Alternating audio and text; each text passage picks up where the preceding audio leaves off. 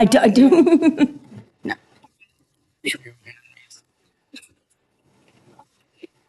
There we go. Ready to go? If you all are ready to go. Hang.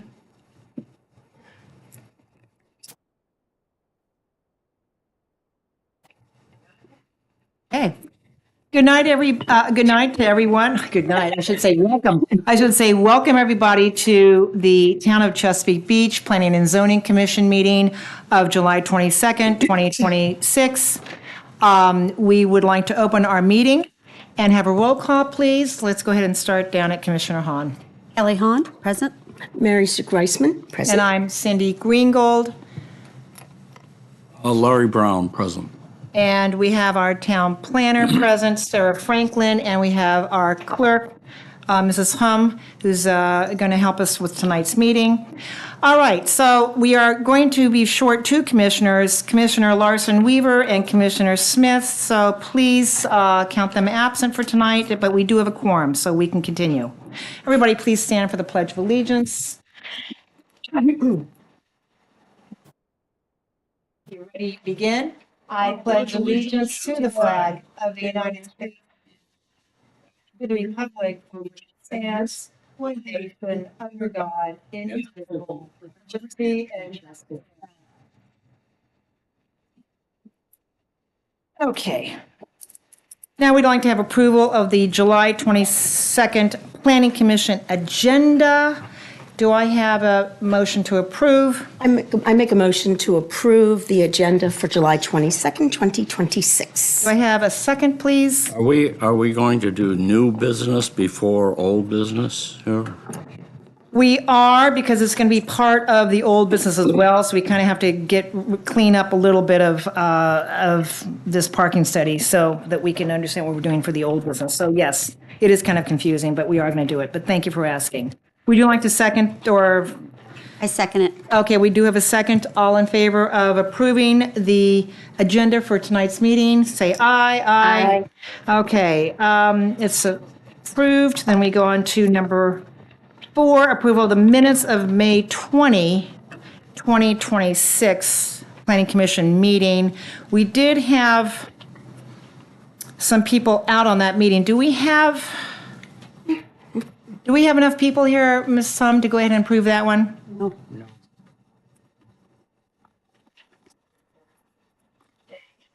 What's that?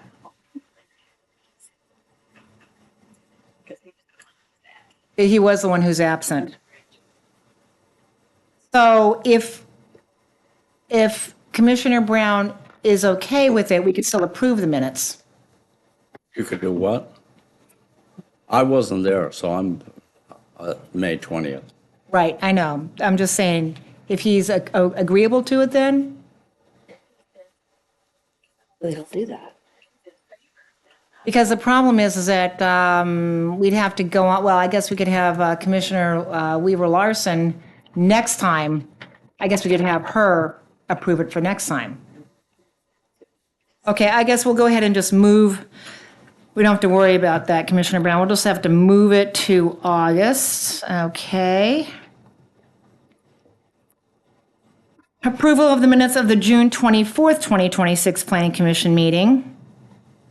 Any questions about the minutes from last month? Anything you'd like to change or any issues?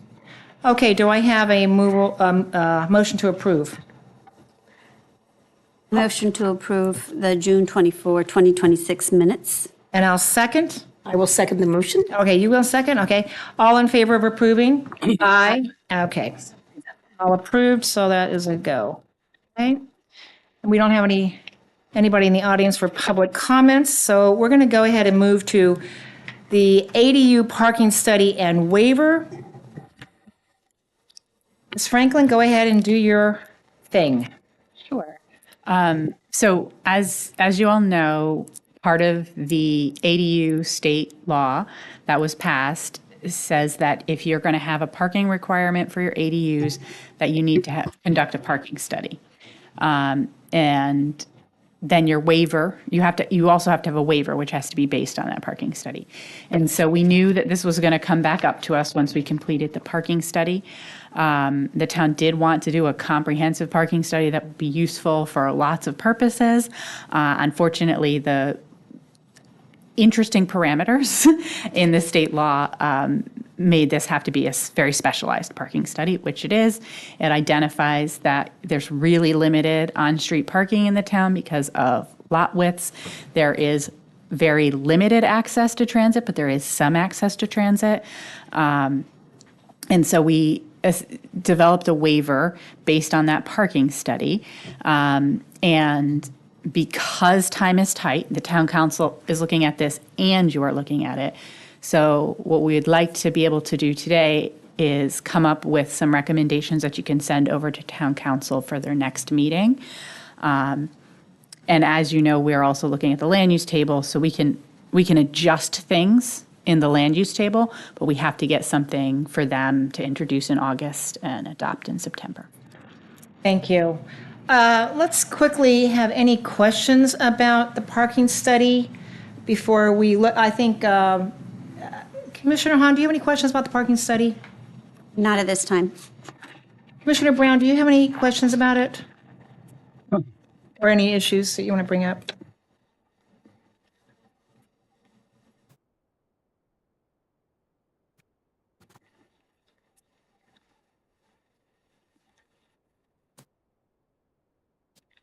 And of course, if you notice, there's a little bit of a memorandum on here that you needed to look at. It's a draft that Mrs. Franklin just put together to have us approve or not approve, whatever, The parking waiver, you mean? the parking waiver. Right. Right. And I can take you through it, or we can just go, it's pretty Well, I'm brief, so hoping we that can go everybody, through I mean, it. if you have questions, certainly ask her about the questions.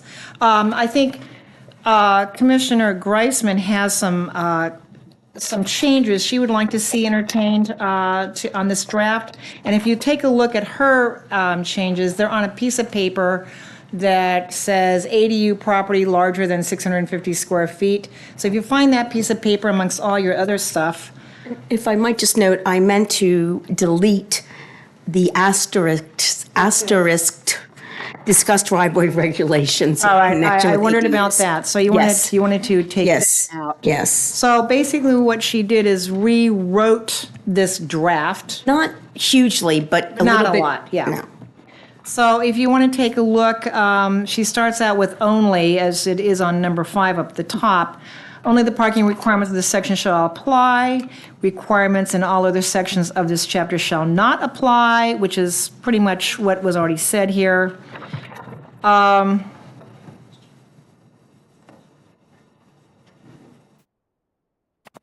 It looks like you took out in all other sections of this chapter. You took that out, I'm sorry, I apologize. okay, so what you did take out is you took out in all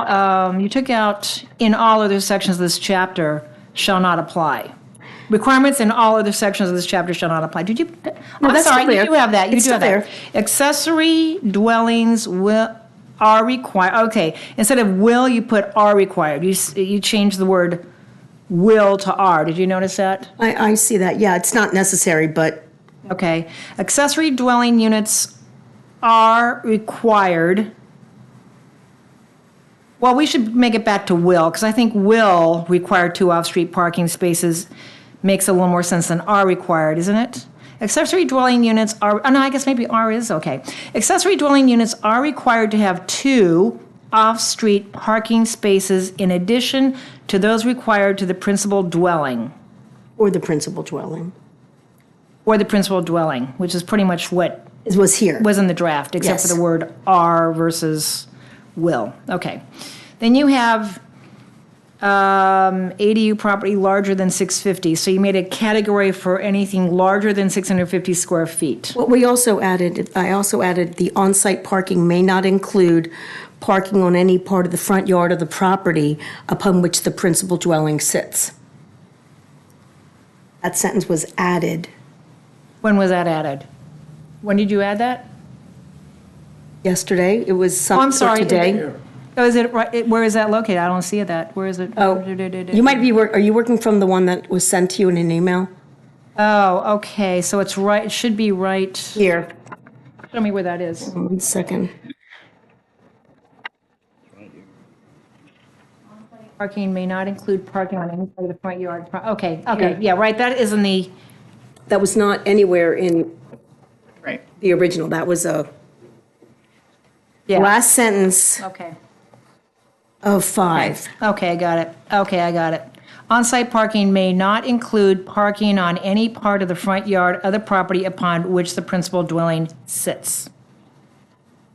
Then if the ADU, I'm also thinking if the ADU is sitting on the front property, it may just need to say the property or the site.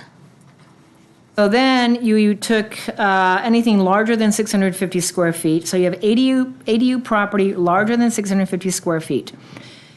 Little a waiver may be granted from the requirement for 1 or 2 on-site parking spaces provided that the property owner provides proper documentation to prove the following. And that is from the one that was provided to us. Okay, you changed the word demonstrate. Yes. You had, instead of can demonstrate, you changed it to provides proper documentation. How does that sound to you? Is that okay? Yeah, that's fine. Yeah, that's fine.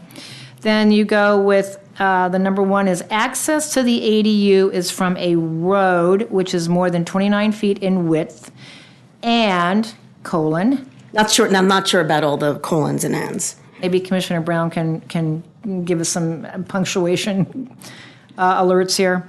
Number 1, there is sufficient on-site parking for all other vehicles on the lot. 2, no other vehicles from the property park on the curb area in front of the lot. And 3, the roadway is not a state highway. And number 2, the lot is within a half mile of a Maryland Transit Authority transit stop and a Calvert County public transportation stop. And number 1, the occupants of the ADU are made aware in writing prior to the signing of a rental contract that they may not park vehicles on the street.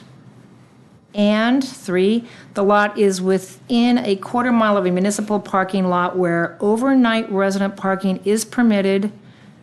And 1, the occupants of the ADU have received written notification prior to the signing of a rental contract that they must park in the municipal lot. So there's that part with the larger ADU, and then you have it separated out, the ADU, and so does Ms. Franklin. She has on B, anything under 650 square feet or less. A waiver for 1 parking space may be granted if the ADU is 650 square feet or less and only has 1 bedroom. Okay, and then you have recreational vehicles. If a waiver has been granted under this section for 1 or 2 off-street parking spaces, any recreational vehicles associated with any occupant of the property must be parked on site. Most of it is very similar to what was already written. There's few changes, but Right. little stylistic and the recreational vehicle part and then the front yard. So basically what this is saying, well, let's just make sure that this, so does this conform to what your thoughts are about how this waiver should be written up, Ms. Franklin, or what do you think? Yes, so it's a little bit reorganizing and it's a little bit addressing some of the weaknesses in the original. So do you think it's made it a little bit more complete as far as, well, I guess the RVs down below, and the fact that we have it separated out with the size, do you think we need to say at the top with the ADU property larger than 650 square feet and 1 or 2 bedrooms, or do you think we need to add anything about bedrooms for that one since we have it down below, or do you think it matters? I don't think it matters for Okay. that one. Okay. There's just 2 things. One is just like sort of the organization to fit into the format that you have will need to be just adjusted a little. So like yeah. ADU property, Right. it's minor shifting of numbers. But then I was talking with Commissioner Greisman before the meeting. We were talking about the line, I think it's number one, AI1, where it says there is sufficient on-site parking for all other vehicles in the lot.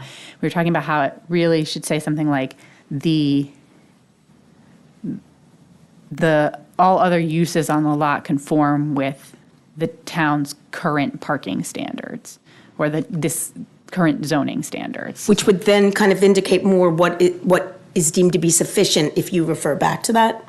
Yes. Oh, so the word sufficient is a little vague, is what you're saying? Or what are you saying? I think it, like, directing it to the actual code to say, instead of sufficient for all other vehicles, yes, that my thought was if someone has 4 cars, we're going to Yeah. say you have 4 cars. But really, we really have to tie it to the actual code Right. rather than how many vehicles they have. Right. And so it should really say something more along the lines of that the other uses on the lot are conforming with the town's current parking requirements.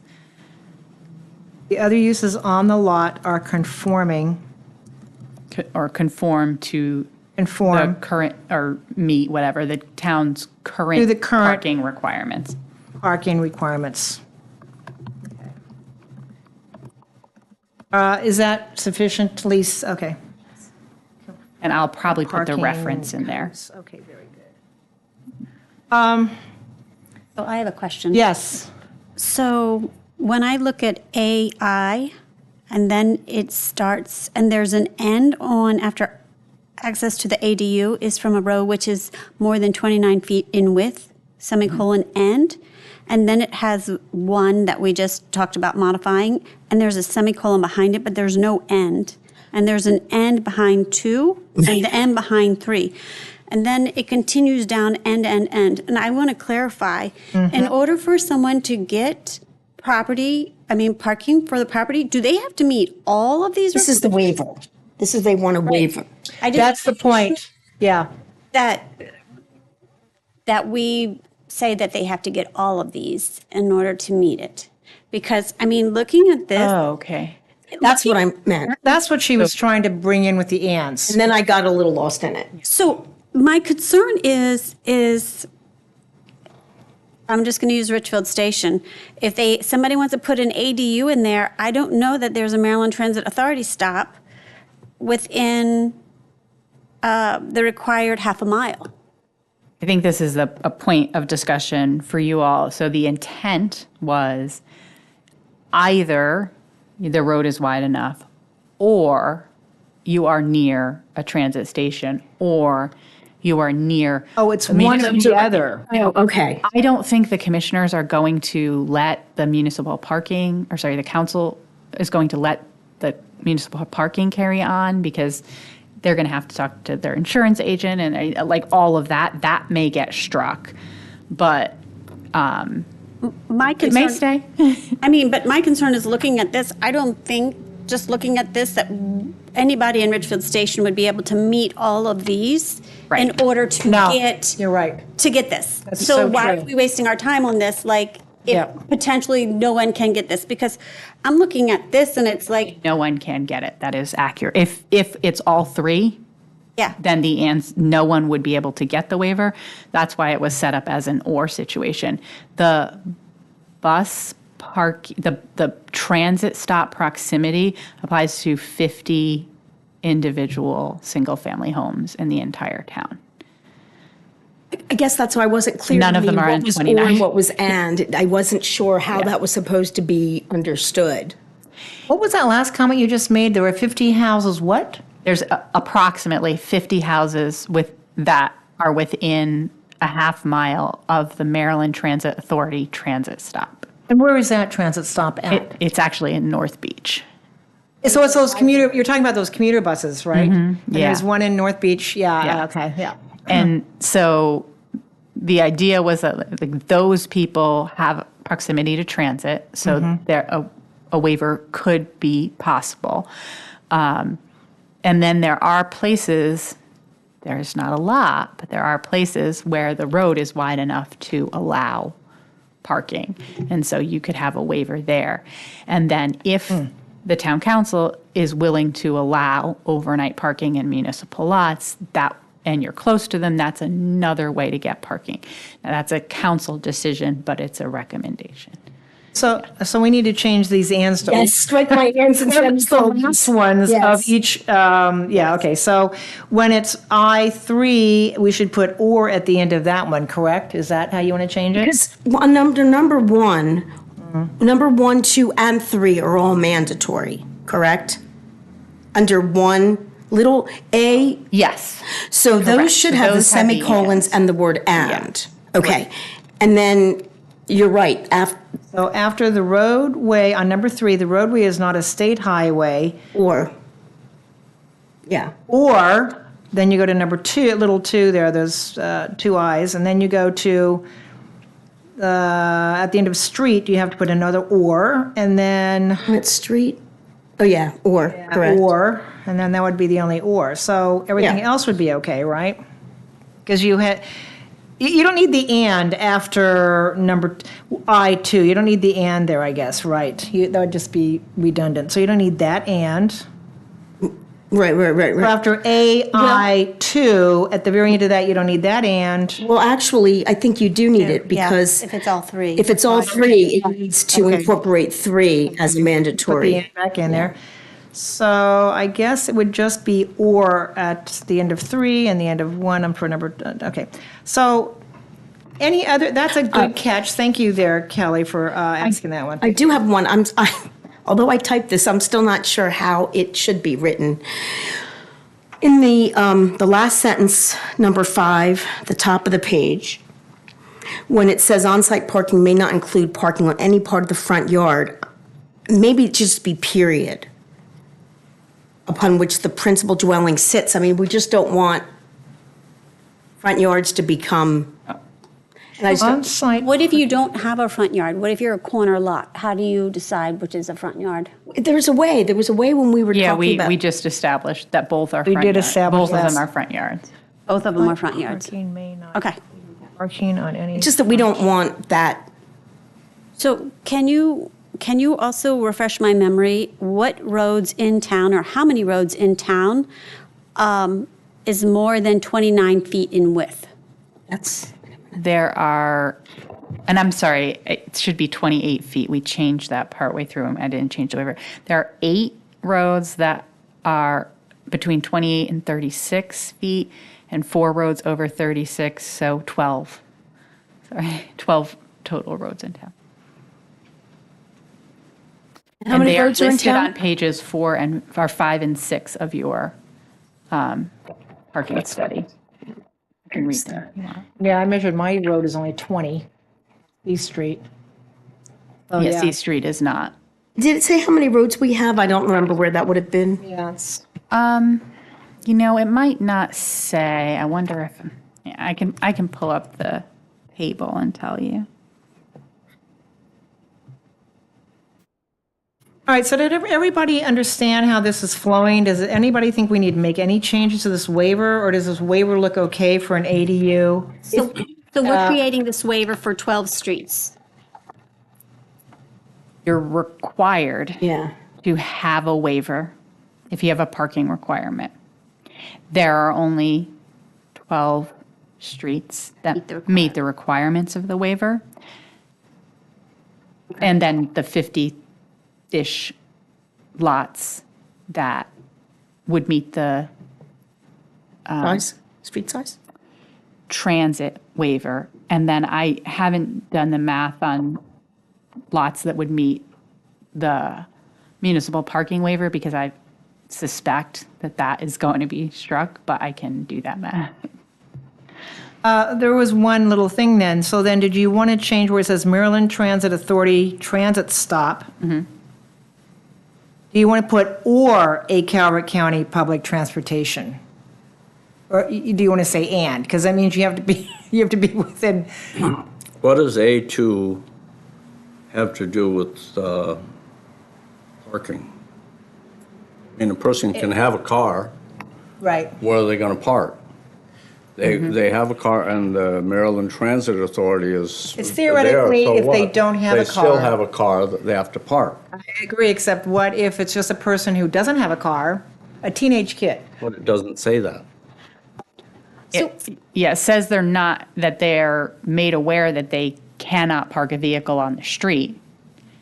But it doesn't say they can't have the vehicle on the street. The problem, I've had this with another municipality where it's like, well, what if the renter proves that they don't have Car. a license, right?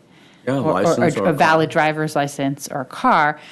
And then you have to track that every year. And then how do you prove the absence of something? So it presents a whole lot of problems because we did look at that as a possible waiver option, but it just was incredibly cumbersome. But yes, it's correct that they could, even though you tell them they can't park on the street, they could bring a car and park on the street and it becomes an enforcement problem. That's part of why I put both the Maryland Transit Authority and the Calvert County Public Transit, because sure, you can get to and from DC with the Maryland route, but how are you getting places on the weekend and other places? Maybe you're Ubering. And I don't have all of the Calvert County. But if they have a transportation car, you still have the parking problem. Yes, if they have a car, there's still a parking problem. So you all can But, say. and you haven't taken care of the person that doesn't have a car or a driver's license. Right, there's not really a good way to take care of that Yeah, person. if they don't have a driver's license, that's, Right, but then you've built a whole building that's going to last for some length of time. And so when the property is, say you have an ADU and your teenage or your kid is living in it, they don't have a car yet, they move out, maybe you sell the house. Now the next person comes in, they have a house, they have this ADU that doesn't have a parking space, so they can only rent it to somebody without a license, and maybe the lot doesn't accommodate a parking space, so the ADU is built and there's no way they could put a parking space, and now you have this empty building that isn't providing housing for anyone. can't So rent that's it to people without a car, without a license. Right. Can't do anything. Exactly. You could do a retiree, I mean, someone who, Oh, Right. yeah? For those people that don't have a car and don't have a license. right, And would like to rent an ADU. right. They still have to go through all this. the renter doesn't. The renter doesn't, the person who's building the ADU and either, putting a family member in it or renting it would have to do that. That's like part of the investment from a renting perspective. I mean, I don't disagree that there should be, it feels like there should be a way for you to put your mother-in-law or your kid or someone without the car in it. It just creates these problems of enforcement down the road. And ADUs aren't really designed for relatives. We're talking about non-relatives moving in. And there are a lot of people that don't have cars, don't have licenses, but we haven't addressed that. And right. in California, this has been around for at least a couple years now. And there are a lot of people that don't have cars, but they can walk to transportation because they have a really good bus system out there, better than we have, of course. But they use a lot of their garages. So they've taken away a parking area. They, that's another issue. But being that we don't have an alternative to covering some of these holes, I think we've done as good as we can here. I think you put together a pretty good waiver. I can't think of any way, unless you have them have to have a decal or something to put on their car, which means, I don't know. I don't know how you identify. I mean, do we even have the right to say that they cannot park on a public street? Yeah. But you can only enforce that if you have no parking on the street at all, right? So what we're saying is if you have an ADU, if you're going to develop an ADU, you really need to provide parking. And we can't solve the problem we actually want to solve, which is the problem that Commissioner Brown is bringing up. And so we're trying to create some other waiver to meet the state requirement. The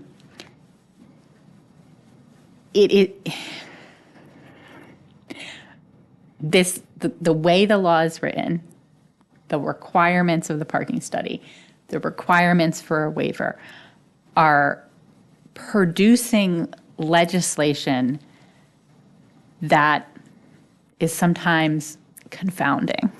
Okay. Do you have any more questions? I just want to say, will you do something with that parking in the front yard? Will you clean that up, please? Oh, yes, and the town attorney is going to review this too. Okay, but if you could just make it look a little better. I have put I scanned yours in, copied it over, and have altered my text based on your input, as long as everyone is amenable. Is everybody in this commission okay with what Commissioner Groisman has modified or amended on this draft? Are we okay with it? Yes. I think it's a little tighter. Now, when you say recreational vehicles, do you want to add pickup trucks or working trucks, or do you want to add anything? I mean, a lot of these people who are going to come into these ADUs are going to be workers, are going to be, itinerant people, and, they're going to bring in trucks if they're going to have any probably vehicles. I know that's what I've seen in California. So, is RV the only thing you want to include, or you want to include something like a truck? Because trucks can take up, they take up a huge amount of room when you have, certain size trucks. So can recreation vehicles. And certain, so Right. can those. So So do we that's- make do you make You a, include RVs and trucks. I know that in my HOA, the certain trucks, work trucks are prohibited, and certain trucks with lettering, advertising. Do you want to use recreation vehicles and trucks that are used for business? Or is that getting too restrictive? I'm not I think sure. it's too restrictive. Okay. I mean, Okay. because refresh my memory. How many HOAs are there in the community? So I think we're only like. Four? I think we're only like 5? what we're at maybe Oh, with 30%. single-family homes, it's not. It is most of the Well, so the reason I'm saying this is because most of the HOAs will prohibit it. Yeah, that's true. So that only leaves about 30%, if I remember my numbers correctly, Yeah. that's Yes, remaining. So right. if they're not an HOA, we shouldn't take it potentially away from those. Does that make, Say that again? so the HOAs will remove the lettering and the certain trucks, right? So that leaves 30% of the beach that will potentially have ADUs, that could potentially have trucks with lettering on it. On site, like On on, site. on the street. Right. So I don't think, that only leaves 30%. I don't think we should I take think it it's too away. small for Yeah, the only problem is that the people in the 30% that you're talking about, a lot of them don't have their own driveways. A lot of them have to park on the street. but and- it says right here, in order to get this, you have to have 2 parking spaces, right? if you're over 650 square feet. If you're under 650 square feet, you have a waiver for 1 parking space. Right. Only 1. Yeah. But I'm just saying, if usually you're going to put not usually, I don't know this for a fact, but it would seem logical if you have a smaller place, you're going to have a smaller ADU structure. And it could be possible that you may not have any driveway or any place at all to even park your own car, let alone your your ADU occupant. So how much you want to crowd out everybody else who don't have driveways, because in this 30%, there are a lot of these places here that don't have driveways, let alone garages, and adding somebody to their, I guess a lot of them don't have, well, I have a basement, but not everybody has basements, or I have a structure. It could really restrict the parking for the other residents on that street. Now, I guess. I think Commissioner Hahn, if I had your point, probably it's like because of how this is written, they're going to have to provide the parking for their lot already. On And- site, you mean? Yes, because of how we've written it, they have to meet the requirements for the principal use and then the ADUs. I think is that what you were trying to say? Yes. I mean, they, according to the way I understand this, in order to do an ADU and to get to off-street parking, they have to have the space on that property for those two vehicles to park. Yes. Yes, unless you get the waiver. Right. It's the waiver, I think, that is, The waiver waiver is- is only for the ADU parking spaces, Only for the ADU. not right. for their Not for the parking principal spaces. dwelling. So if they don't have enough parking for their own vehicles on the lot, then they can't get the waiver. and that's what you meant about with conforming with other, Yes, but actually that, you've made me think, so A should be that, or it's A now, sorry, but one, the thing that it now says, the principal use on the lot must conform to the town's current parking requirements. Yeah. Should be under each of the Roman numerals, yeah. okay. And you should just move that right up in the top paragraph.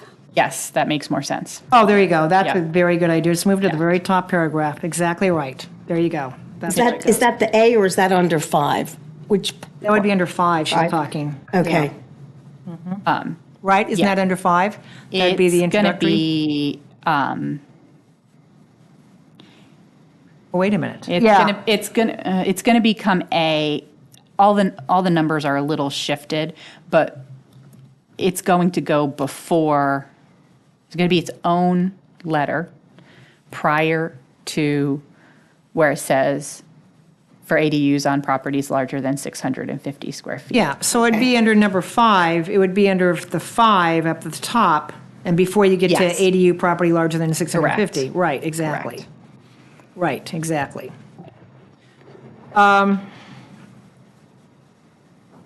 you redone all this is it already redone? Can you print us out a copy by any chance? So I can print you or I can bring it up, whichever you want to do. Print would be easy for me. Because you want us to send this to the town council tonight, right? Yeah, they're looking at it at the same time, so it'd be nice if they had your thoughts. So I can send, I mean, they're looking at it right now in real time. Yes, just well, not wanna- right now, because we're here, and we're here in real time, actually. Location, I don't At their know. next meeting, they're going to look their at it. next meeting, they're gonna start moving. But I think that's why we had to do this quickly or immediately, is that we had to get that done so that they can, I just want to confirm something. When we talked about Ms. Gresham's attachment, and we talked about the 29 feet, and you said it was 28 feet, in the parking study dwelling, it has 29 feet throughout it. So that should be changed also, correct? Parking study says 20. Or it should go back to 29 feet. does, yeah. I thought I caught them all. On page 3, there's So it's 29. really 28, you're saying, or is it really, what is it really? It is really 28 and 36. The town engineer and I are working on this parking study for multiple jurisdictions. And the numbers, there were a bunch of different numbers that I was looking at. And Okay. so I asked the town engineer, like, we got to pick one. We didn't have to. You could all have your own number. But we picked one. And that's just sort of like internally, there were different jurisdictions had different numbers, and I wanted to make them all match up. So on page 3 and page 5. Yes, I caught that. Or I didn't catch that. You caught that, and I got them both adjusted. If you want me to print this out, I can. It's a track changes document too, so it's going to be. I just thought that the commissioners would like to see it before we actually send it off, just to make sure that they're okay with it before we send it. We've made so many changes, it seems like. I don't want to send something off and not have, I do have one question on the traffic study. Ms. Franklin, on page 4, sort of halfway down when it says the cost to construct off-street parking for the property owner, the range is 1,225 to 1,750. But on the little chart below, it says 1,225 to 2,975. Was that just a typo of some sort, or should that not match? No, there's a subtotal. Oh, Here's your subtotal, and then that's the subtotal. I see it. Okay. No, I think yeah, I see it. I'm going to ask about this because this is something that the engineers, I need to double check with them before I change it. I think what they did was they added, I may have written this, but I'm not certain if I wrote it or the engineers wrote it, and so I will feel better if I just make sure I'm just going to do the math that it's because, accurate. But I see what you're saying. and actually what they did was they added that 2,975 is the addition of the 1,225 and the 1,750. So it's probably right because they took those two subtotals to come up with that total. I mean, you could just change it and say, the cost to construct off-street parking for the property owner is estimated in a range up to $2,975. Yeah. I'm putting this in here, but I do want to just run it by Wayne before I finalize. I'm going to check the printer, but I'm not sure how many copies it was able to print. So.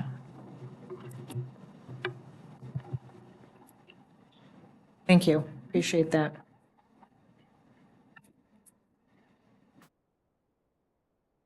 We're getting somewhere on our coastal resiliency. That's an important thing tonight, too. I'm going to get to that, so.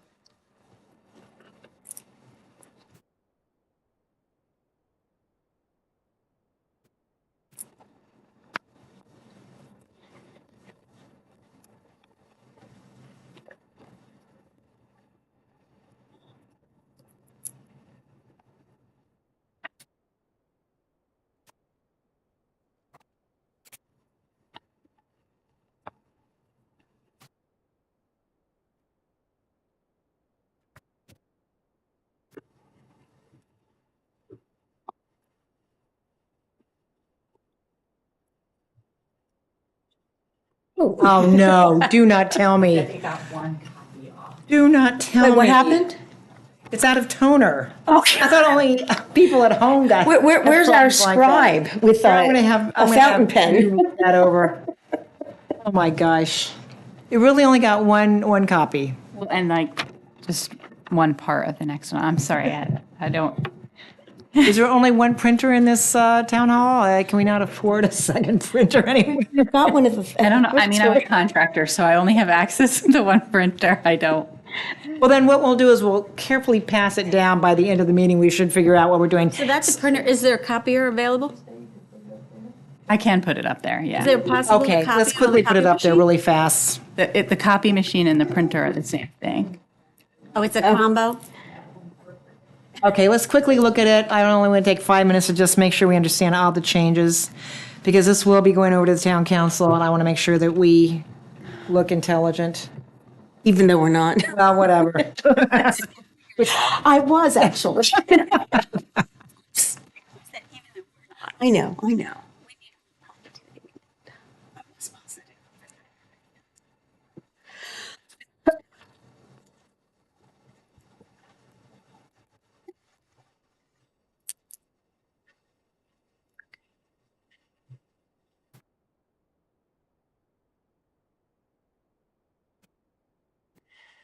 All right. Let's make it bigger too. We'll need a magnifying glass. Yeah. for I'm that. gonna make it. She's going to make it larger, I'm sure. big.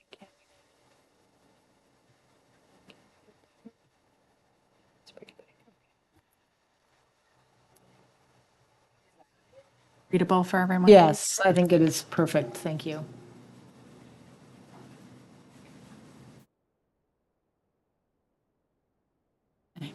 It's actually needs to say.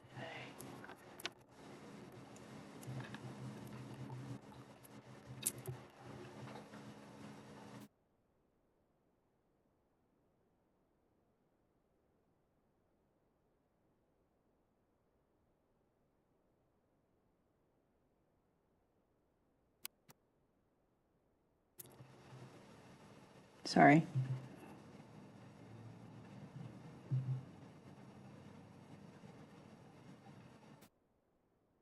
Okay, so you're going to start, okay, so start back there. So only the parking requirements of this section shall apply. Requirements on all other sections of this chapter shall not apply to ADUs. Accessory dwelling units are required to have 2 off-street parking spaces in addition to those required for the principal dwelling. On-site parking may not include parking on any part of the front yard of the property upon which the principal dwelling sits. A, the principal use on the lot conforms, Shall. or shall conform, okay. Yeah. Shall conform to the town's current parking requirements in, I just want to put the where Okay. they are in code. for an ADU that is larger than 650 square feet. What do you have at the end of that feet? Do you have a period or a comma or a colon? What is that? Not really certain, but we can make sure Why don't that, you put a colon in there? oops, that's a semicolon. 1, a waiver from these parking requirements for one or both spaces may be granted if the property owner provides proper documentation to prove, Demonstrate, no, to prove the prove the following. So take the follow. word, Why? prove the following. Okay, 1, access to the ADU is from a road that is more than 29 feet in width. 28. Oh, did you want to change it to 28 or no? Yeah, I want to change it to 28.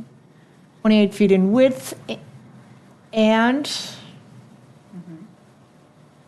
And then we skip this, that's just, no other vehicles from the lot park on the curb area in front of the lot. When it says no other vehicles from the lot, okay, from, we can say from the property. I think we should say from the property, so we don't have a lot in there twice. From the property, park on the curb area in front of the lot, and No other vehicles from the property can park? Yeah. no other vehicles from the property may park on the curb area in front of the lot. Is that no other vehicles from the ADU or no other vehicles? When you come in for your waiver,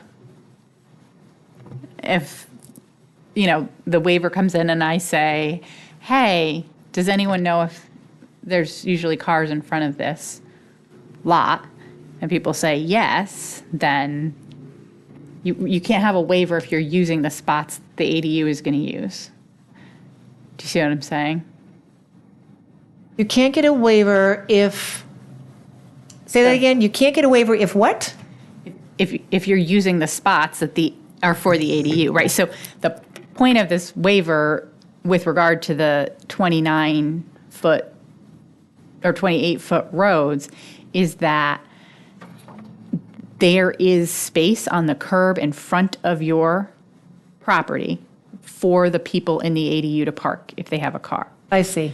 So if you're meeting the requirements of the code, so it says you have 2 parking spaces per single-family dwelling. If you have 2 cars in your driveway and you're parking 2 or 3 cars on the street, and then you want a waiver, that's going to be something that is generally known, most likely,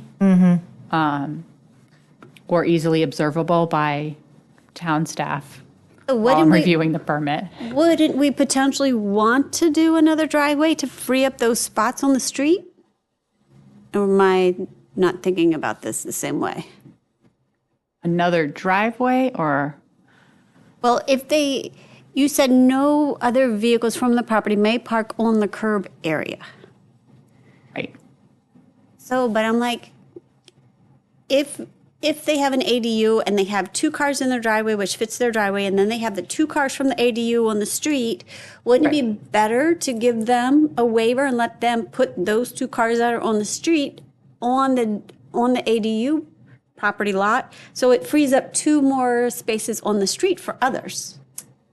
Am I thinking about this different? I think it's backwards. I mean, the question is, do you want a whole bunch of cars on somebody's front yard, is what you're talking, are you talking about putting them on the But front they yard? said it can't go in the front yard, right? No, it can't go in the front yard. Can't go in the front yard. So you're thinking about it in the way that you're thinking about it, and the state is thinking about it in the way that if the cost of building that parking, or if you can't build that parking, is going to limit the development of a house that someone can live in, then it doesn't matter if it's taking parking away from others, it's providing housing for a person. So it's not that you're wrong, it's just opposite of the state's Yeah. thinking behind the legislation. Does that help? Even if it's disappointing. It's the goal to lower costs, housing costs. All right, so no other vehicles from the property may park on the curb area in front of the lot, and it is not a state highway, or the lot is within a half mile of a Maryland Transit Authority transit stop and a Calvert County Park public transportation stop. A, the occupant of the ADU is made aware in writing prior to signing a rental contract. You want to say occupants, or do you want to say occupant? We can just put we can do that. Occupants of the ADU is made aware in writing prior to signing a rental contract that they cannot park a vehicle on the street.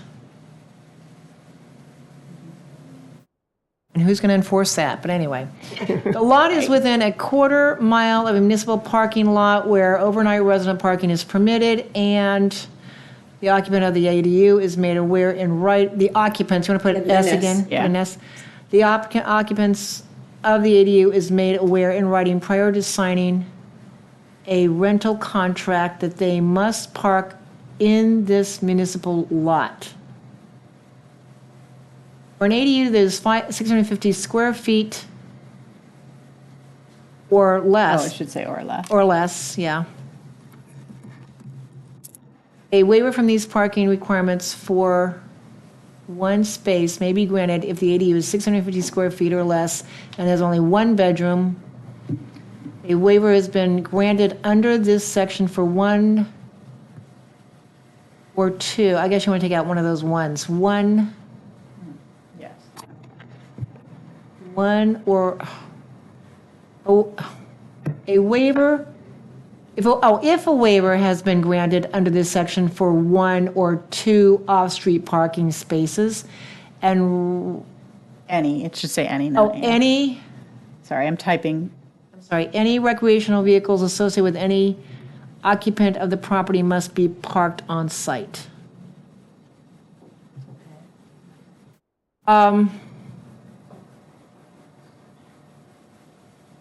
Okay. Did we have the part in there at the top where we wanted to make that addition about the She added it. I got a question. other uses of the lot are conform to the current parking requirements? Did we put that in there? Yes, that's right here. Okay, all right, we did that. And the reference, I'll put the reference in there. Commissioner Hahn, your question? Do we want to put anything in here, just a caveat that before they even come to the town, they have to, if they have an HOA, they have to address the HOA?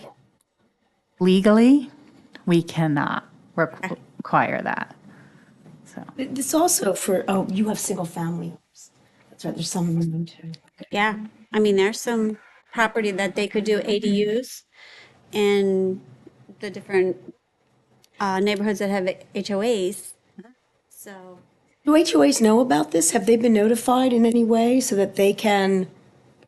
What can they do about it? yeah, Well, no, but do HOAs they are, know about the law, so they know it's not a violation. In other Oh, well, words, they're going to have to know about it once it's all going through, but it doesn't go through yet until the council makes a Okay. decision. But, well, HOAs are addressed in the state law. okay. So we're governed by the land use article, and that's what this law complies with. But there's also the changes in the real property article that prohibit I'm trying to think of the phrase, but they prohibit HOAs functionally from creating any regulations that cause an undue burden, or it's one of those phrases, to basically prevent them. So ADUs or HOAs have to allow ADUs is the sum of that. They'd have to probably rewrite their all that stuff for new You properties. got to get, what, 70, 80% of the, They just can't Neighborhood enforce too. the bylaws. Oh, yeah. Is this okay with everybody? Can we go ahead and give our complete and utter permission for Ms. Franklin to send this to the town council? Is it okay with everybody? Do I see a yes and a yes and a yes? I don't know about the utter, but yes, it's okay. I would be no, but that would stop it from going to the town. I agree, it's not a perfect situation. We all know it's not a perfect situation, but I'm not sure. Do you have any other ideas of what to put in there that would make add a it a little more yes for meat you? into it?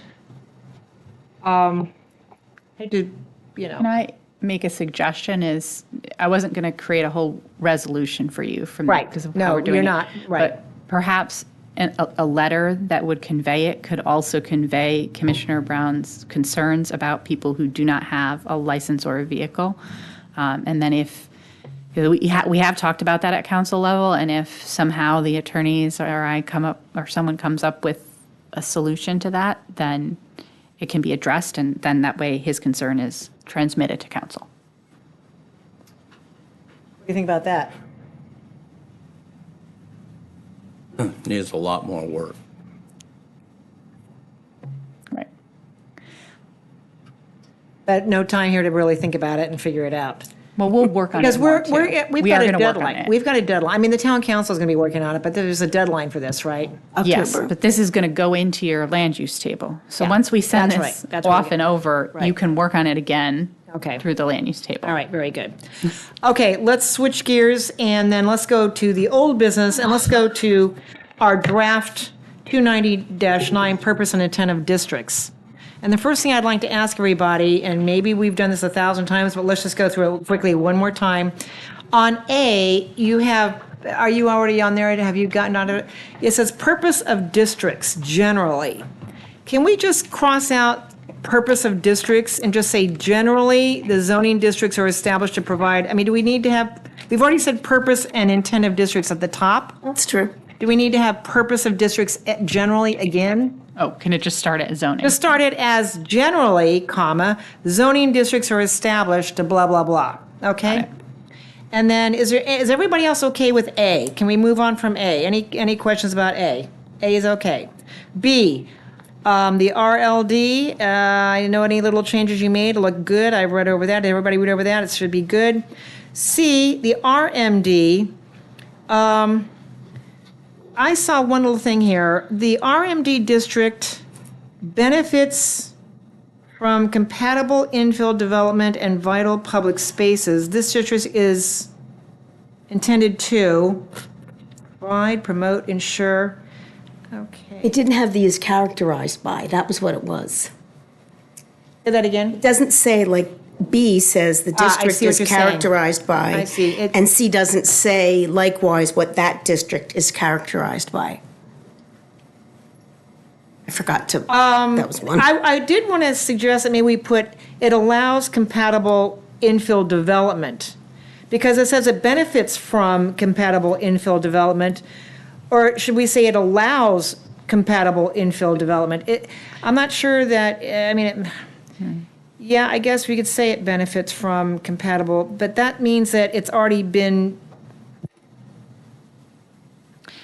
what am I trying to say? Does it mean that it's characterized by? And I'm not sure that I would say it's characterized by that, so I'm not sure that. Well, what we're doing in the RMD is it's not. Allows, It allows for compatible, it doesn't benefit. Right. Right. I'm worried that the word benefit doesn't really work there. It should be allow, so the RMD district allows compatible infill development and, period. yeah, period, and it has vital public spaces. I mean, it should be either another sentence, or you could say, and has vital public spaces. But it should be rewritten a little bit more clearly, I think. So reread what you've written there now in that one. The RMD district is characterized by vital public spaces and allows compatible infill development. Yeah, do we need to have, and vital public spaces, do we need to have that? You wanted to get characterized Don't by you want to back have in. the parallelism of, Yeah, okay, so say it again then, what do we want to do then? How do we want to say that? The RMD district is characterized by vital public spaces and allows compatible infill Okay, development. okay. Does everybody like the way it's been rewritten now? I think that sounds pretty good. What do you think? Do you think it sounds better? This district is intended to provide, promote, ensure. I think we've rewritten that to make that sound okay. Any questions about C? D, RV1, residential village. It all looked pretty clean to me. We made some changes. We took out the S's, so it's provide, preserve, encourage. Then E, RV2. Oh, just take out the space. In the RV and E, take out that space between the comma and at the, after narrow streets. It's know? justified. Yeah. F, our resource conservation. It looked to me that everything was changed there to be more appropriate, at least 1, 2, 3, and 4. And then we get to 5. Ensure compliance with all environmental protection and land use laws and preservation agreements of the town of Chesapeake Beach and the state of Maryland. Okay. And then 6, do you want to take out the word to? Because we don't, we have the word to already up under where it says F. The district is Oh, I intended see. to. You don't need the word to again. You see what I'm saying? So say, preserve. just preserve. So you just put in preserve open space, okay? And actually, open spaces. Open spaces, thank you. I Put an discussed S at with- the end, thank you. Open spaces and prevent, to preserve open spaces and prevent residential development of parcels dedicated, exactly, thank you.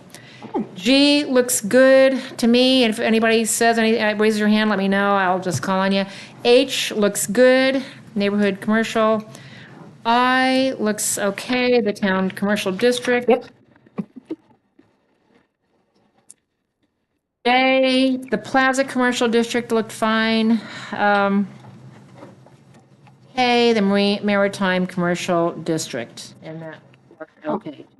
Actually, we're adding, I spoke with Ms. Franklin. Yes. Because it says marinas, plural, parks, plural, the hotel restaurants? restaurant, Thank hotel you. restaurants should be plural Well, as well. hotel not, but restaurants, yes, right? Yes. So, Well- yeah, we have more than one hotel? But it, that you could, Okay, then, but yeah, you- you can put it, yeah, I yeah, don't care. whichever. Yeah, Can yeah, I ask a question? Yeah. Just from my notes, I need to go back to G. yeah. G4. Yes. I have a note here that just says FIDS question mark, and then a little note on change, but I don't have anything else on provide the opportunity for protection of environmentally sensitive and critical habitat protection areas. Maybe you wanted to say particularly any forest interior dwelling species habitat, just to like call it out, which we could do. Okay. So what did you want to say then? You want to do what, Ms. Franklin? I suggested that it was possible that Commissioner Hahn wanted to be specific, and so I said at the end we would add particularly any forest interior dwelling species habitat. Okay.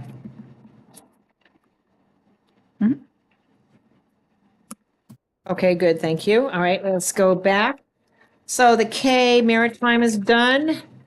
29010, land use classifications table. That looks all good, and then we go to 29011, standards of use. The A, overlay and floating districts, that looked clean. B, prohibited uses.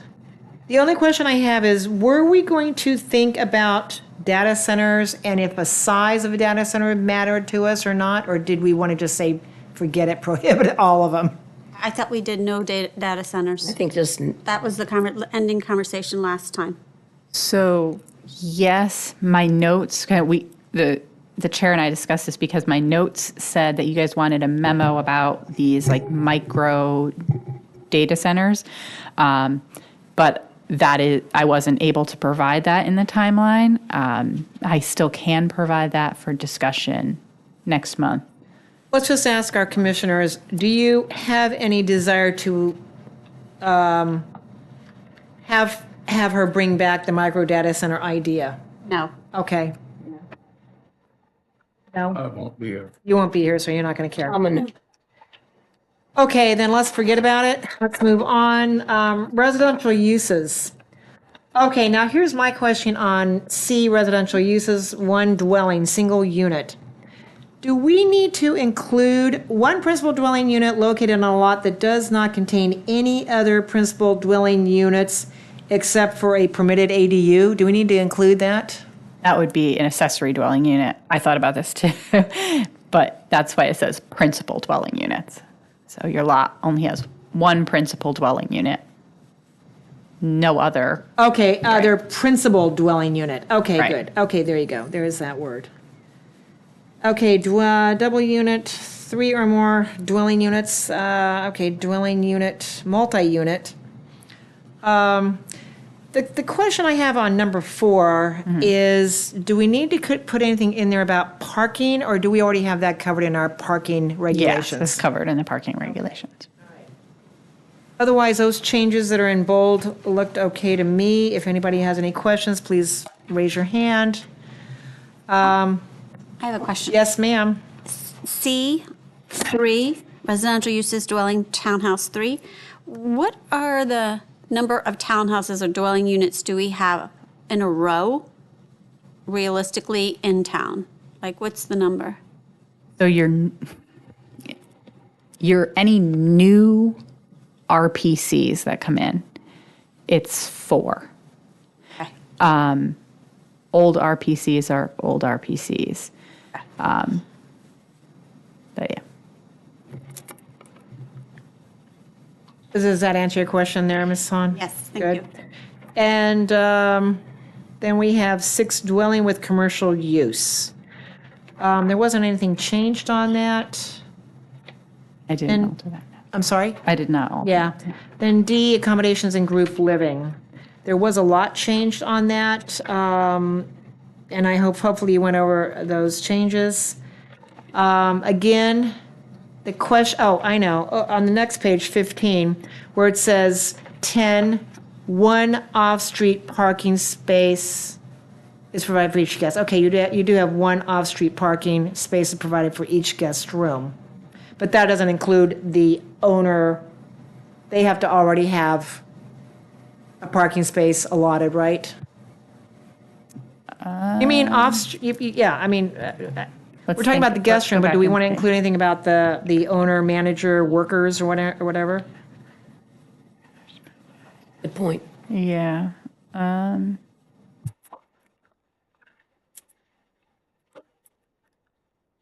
Yes, you may want to add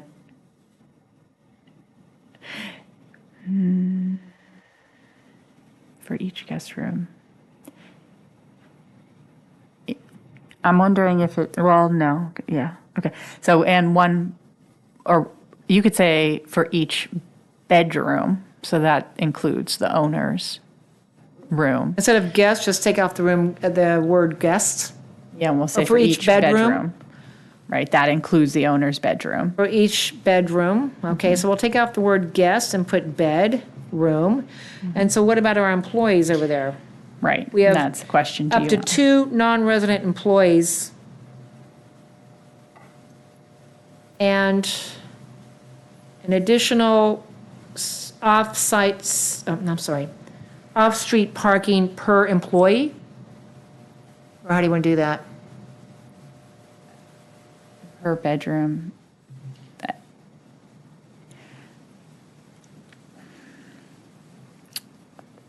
Yeah, you can say,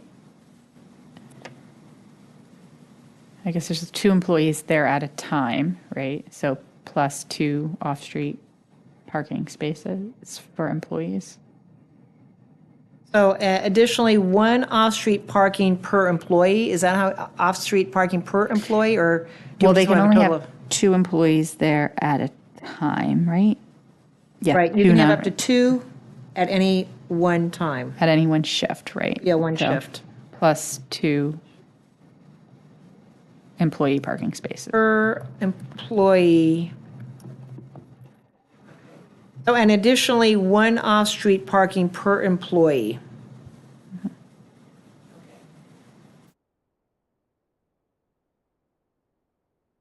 Okay, everybody in agreement with that? We have to cover the parking over there.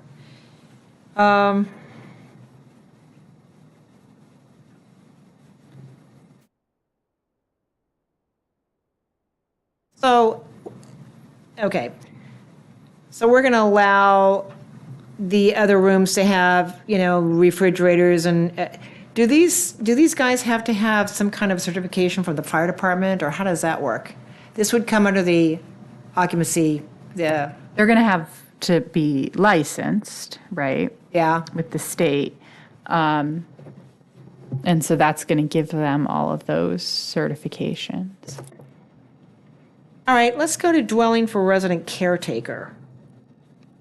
I'm trying to figure out if we even really need this one at all. I've never understood that one. Do we need dwelling for resident caretaker? A building on a permanent know. foundation arranged or designed to provide living facilities for a resident caretaker. I've never understood what that is in reference to. I guess that's sort of a question because, there's some things in here that I am not certain of, but then you all say, oh, yeah, well, we had this situation. So a resident caretaker is going to be someone who's living on a property, but it's because they're managing it or maintaining it. I don't know, the marinas, maybe the marinas used to have a resident caretaker. I don't think you have that for a construction site anymore. So, Nowadays, would just be called an ADU. I mean, I'm not Lady humor. because now we have, that's very funny, but now we have to have a parking issue for a parking situation for that too, don't we? If we're going to have some kind of a condition for the dwelling. Or should we just leave it as is? as I'm thinking about it, I think you want to leave it because you've added private parks.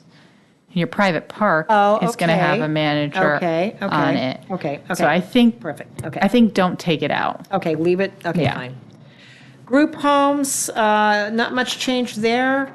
Do we want to do anything about parking for that? Or, I think they have a parking requirement. Let me see what it is. Oh, they might not have a parking requirement because you took them out. Hang on.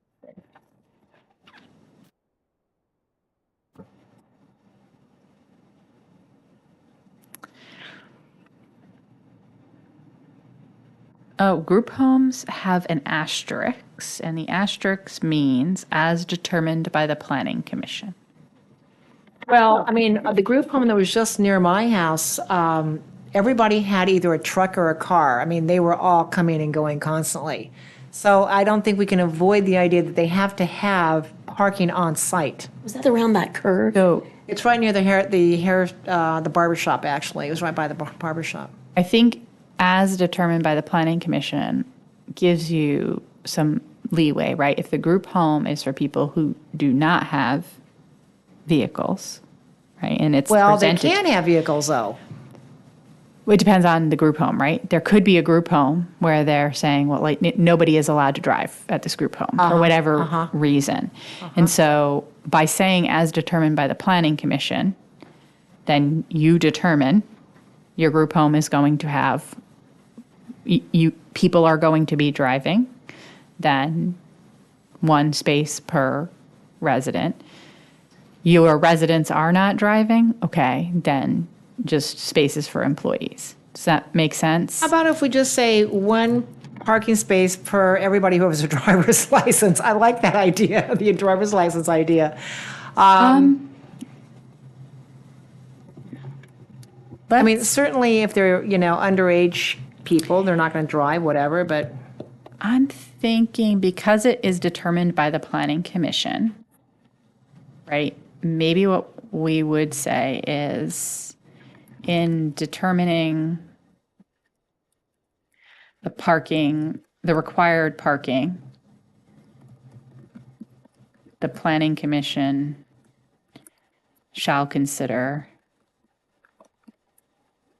the number of drivers that will be living and in and working at the group home. Isn't that going to be like a varying number? But that doesn't come before us. I mean, that never comes before us. Group homes have never come before us. And couldn't that change from year to year in terms of residents and I mean, licenses? group homes have to come before you for their parking permission. That's the way it's set up, right? If they come before us, then they don't just do it. What are the requirements for the state license? Well, I don't know those, but I can get them and provide them to you all.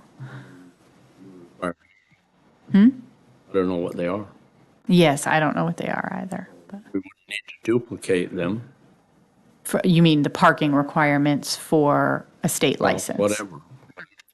I think it depends on what kind of, as you say, what kind of group home it is. Right. And they-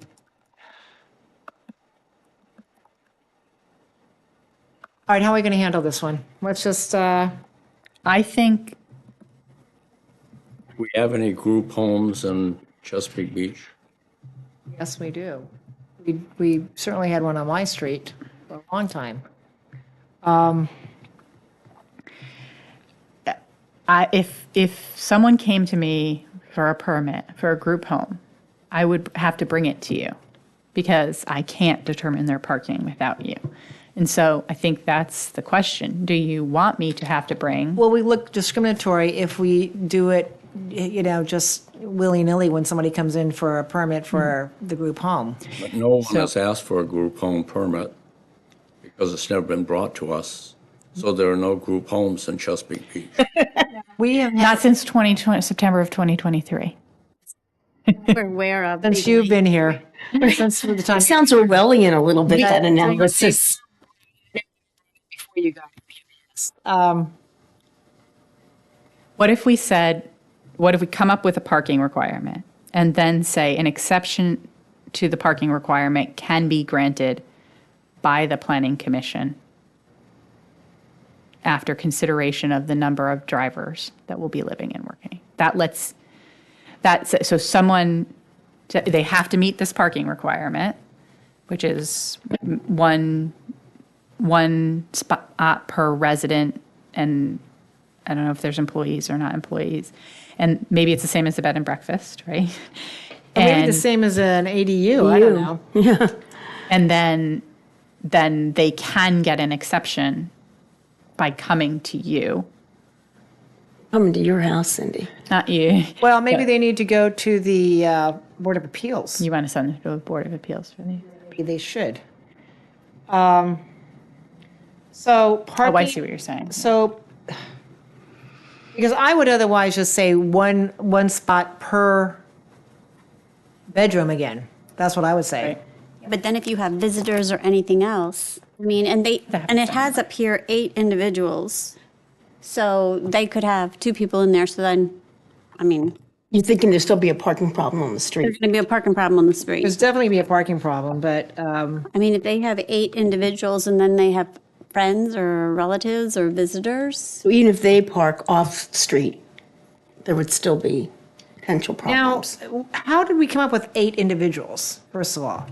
Because wouldn't you want to have, are you going to double up? I guess you could have 2 in a room. But how many? Pretty sure that I'm not certain, right? Because I've come up with a lot of things, but I'm pretty sure that I looked this up. And I think we also compared it to multiple other zoning ordinances. And that's how we got Long to ago, I 8. don't remember how that worked. And I know we can't deny them, and I know we can't be discriminatory. I'm hoping that if they came back at the last minute to ask about parking, that would look discriminatory. So we can say 1 spot per individual and per individual and employee. My question about that is, they might have 1 year have X individuals, which could change, but if you make it, We have to make it the worst-case scenario. Right, when it's right, full. that's- I agree. Because the one that we had on our street was always full. I mean, it was just a jammed parking space. We could say, unless there are minors involved, unless there are people under 16, let's just say, if it's, I I don't even know what kind of group home that would be. I'm sure there are some where there's just minors. Yeah. But if it's other than minors, I think you have to assume they're all going to be driving. You're saying like, if it's 8 plus employees, they need to have 10 parking spaces. How Yeah. many parking spaces does this group home, you say, is on the street? There were 5 spaces. And it's that property right next door to where the barber shop is. And there were a couple trucks that took up 2 spaces, but you could literally put 5 in, and some people angled their cars On the street. on the, They on were the all on the street. street. But no, it's actually their front yard. It was their front yard that they took out and made into a parking area. That's what they did, basically. But you could fit about 5 cars in there. And I think there were 5 bedrooms. But I don't think there was any manager there. Because I think they eventually had to all move out because I think they damaged the house so much because nobody was on site. It was one of those loosey-goosey situations. But anyway, the question is, if we put in 8 parking spots, there's nobody around here that can accommodate 8 parking spots that I can think of. Unless But it's up to 8, so it could still just be 4. So unless. Oh, that's true. All residents That's are under true. the age of 16. Okay. One let's- parking spot per let's- individual. Let's put that in there. Let's put that in there. Then you still could have problems driving on your street, let's say. Or you could still have visitors and, On the street, yes. Exactly. But your neighbors could have a party and you could have trouble too. So Okay, so how do you want to put that then? How did you say that? 1 parking spot per individual unless all residents are under the age of 16. Parking comma, spot. shall be required in addition to any employee on site at one time. So we could be potentially having 10 parking for that? Yes. I don't know how someone could do that in a neighborhood. I don't either. They would have to have a very big house. So it's functionally going to be a smaller group home. Right. Again, unless you're near a bus stop. That's why I'm saying it's like the ADU. If we could have them near the buses, then they wouldn't have to have the 1 per person. Well, they're instead, do you want to living say there. 1 spot per individual shall be required in addition to 1 spot per employee that is on site at one time? A parking waiver may be granted by the planning commission, or I think it would be the planning commission in that case. Okay, that's fine. It's good. Good. Any other questions or concerns about that? Again, trying to resolve issues that are, I don't know if they're even resolvable sometimes. And maybe we need to re-look at what Commissioner Brown said, look at the license or the licensing requirements and see what the parking situation is. Maybe they have a standard, I don't know. Then what about the motel hotel situation? Do we need to put in any parking restrictions for that? They had something. Do they have them? Because I thought. I don't see the part, I looked and maybe I missed it. Maybe I imagined it. I didn't see any. It just I see says- oh, here. circulation and parking Yeah. shall fulfill requirements of all proposed uses, principal and accessory. But I didn't really understand what that meant, I guess, is really what that is. What number is that? Number 8, little 8, it's circulation and parking shall fulfill requirements of all proposed uses, principal and accessory.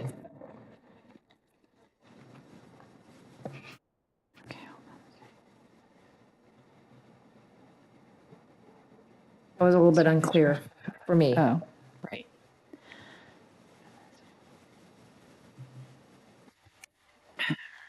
I see. where Yeah, I you- agree. yeah, And, it's Chris, I don't know. I think.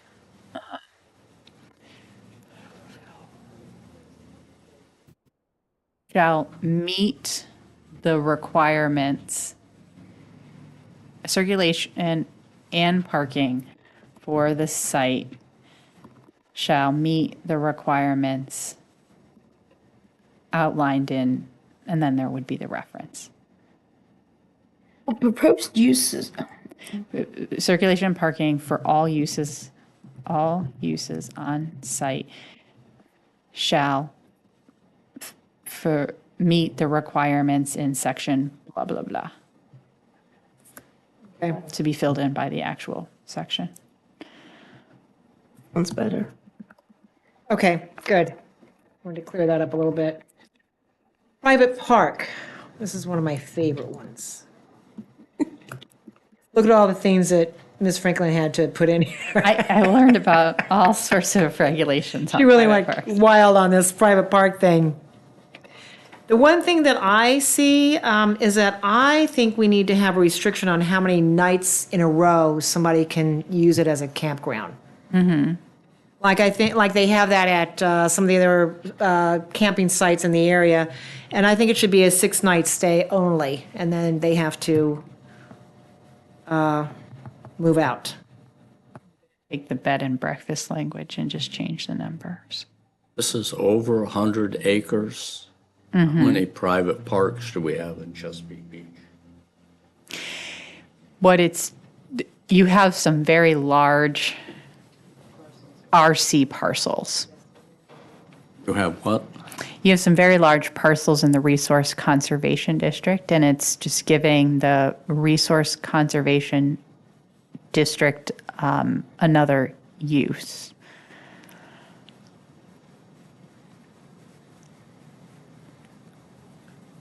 So potentially the FIDS area would be. No. The FIDS area cannot be a private park because it's protected in other ways. Remember, There's a couple of them. I'm pretty sure that I want to say there's like 3 of them. I don't know if they could be private parks, but I get phone calls about them a lot. Like, hey, can I build a house? Because they get advertised as someplace you can build a house, even though you can't. There's one kind of near Richfield Station. There's one like north of Brownies. That one's all in a wetland, so that would not be in a floodplain. And then there's one more, maybe on Cox Road. so the point is, yes, there are a couple parcels or several parcels that are over 100 acres and can be utilized in different ways, so we thought we could add this. But I do think if we're going to add camping as one of the uses, that we do need to restrict to a 6-night stay. No more than that. Does anybody disagree with that? Why 6? I think that is what they do down at the beach down. Breezy Point? Breezy Point? Yeah, Breezy Point. They have a restriction. It's either 6 or 7. Because I know my kids camp down there and they have to get out after 6 or 7. But that way it gives other people the opportunity to use it, et cetera, et cetera. And you don't want people just using it for 3 months at a stretch. So I think 6 nights, 6 nights stay would be appropriate. If you want to make it 7, I'm good with that too. But 6 nights and then usually they have a switchover day so that the next group comes in. So usually it's a 6-night thing if you're going to be a property manager for this kind of deal. I just took the bed and breakfast language and changed 21 to 6. So it's Okay. still within the 3-month period. Okay, there you go. And then I have a question. You have it can't be located within 100 feet from any public road, but how do you get to it if you don't come off of a public road? Does it have to be 100 feet in from the public road? Yes. So it has to have access. And Let's have then, access to a 28-foot wide paved public. right. Almost, that one can't be used anyway because of floodplain. All of the ones that I'm thinking of could get access if they can make the site work, which I don't know that if they can make the site work anyway, but They would have to come before us with permits for us to review before it could be. this is a commercial use, yes.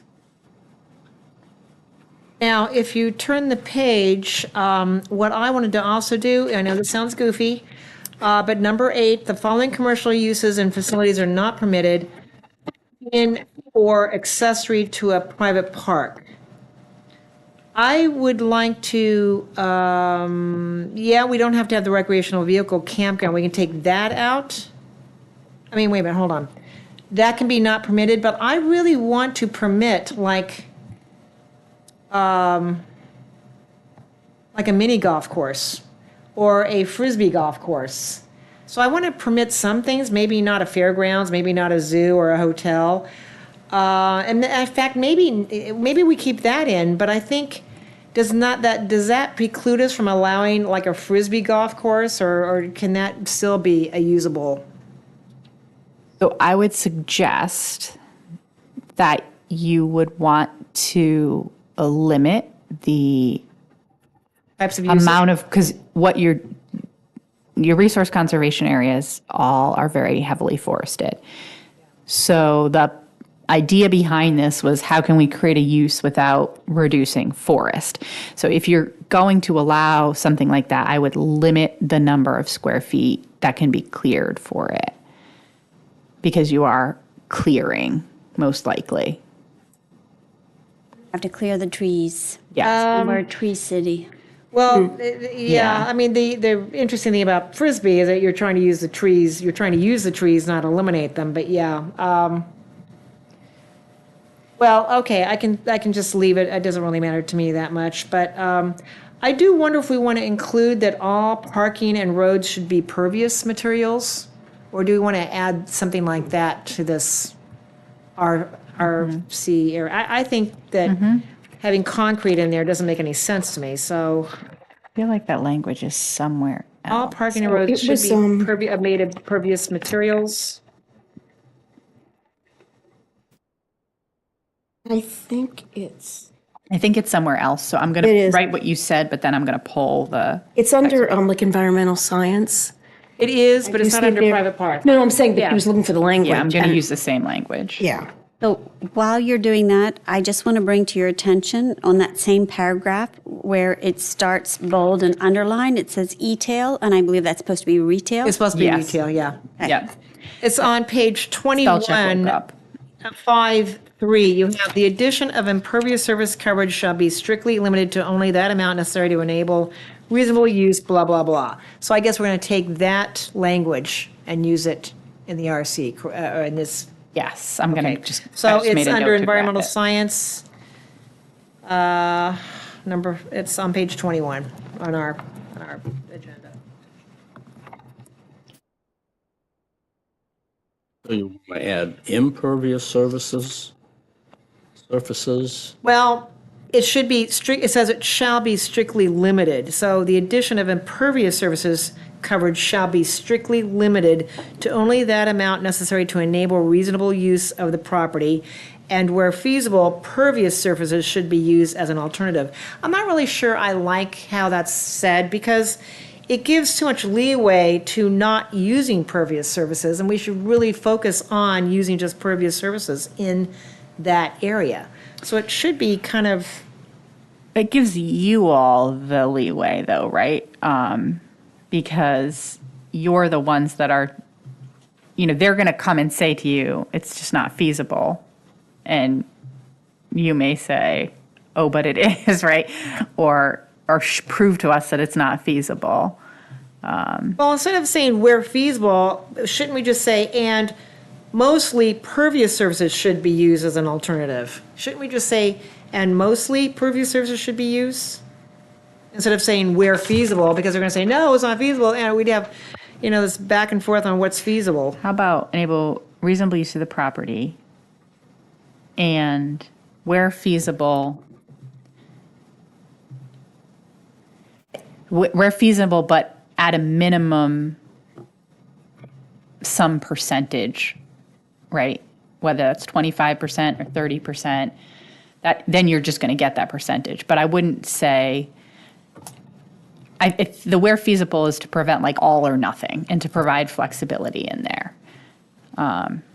Okay, so then you want to add at the end of it, no more than such and such percentage shall be impervious? So no more than what, 25% or 10% or what percentage? I can say In the 25% of all resource conservation area? impervious In the RC, surfaces. because we have it under environmental, we have a lot of these, so we have to get this just right, because we have not only this one with the 25%. park. Sorry, 25% of all lot coverage shall be pervious. The 25% shall be pervious. No, Or no more than impervious. 25%, or yes, at least 25% of lot coverage shall be pervious, right? So only a quarter of the lot will be pervious? No, of the lot coverage. That means all of your Infrastructure.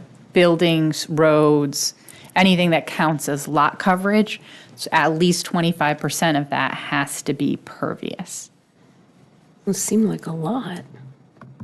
Well, you're building- Of the 100 or more acres talking about? Mm-hmm. So 25% has to be pervious. No, 25% of anything they put on it. So buildings, decks, roads, anything that counts as lot coverage, sheds, outbuildings. Percent of the cover, you call it the coverable? What do you call it? Lot coverage. The lot coverage must be in, lot coverage must be Permeable. permeable. Okay, so you're going to take that paragraph and stick it into each one of these. You want to adjust wherever this is? Okay, yes. Or do you just want to put it in the front where it says RC, the RC? Well, I guess we are going to have to put on each one, aren't we? Yeah, we have to put it on each one. Okay, put it but on each one, that's- okay. Yes. Okay, so you've got that, right? That we're going to change that. Okay. There we go to change. Okay, so let's continue then to residential care facility. Again, we have parking issues. Do we have a parking situation here? How do we deal with that?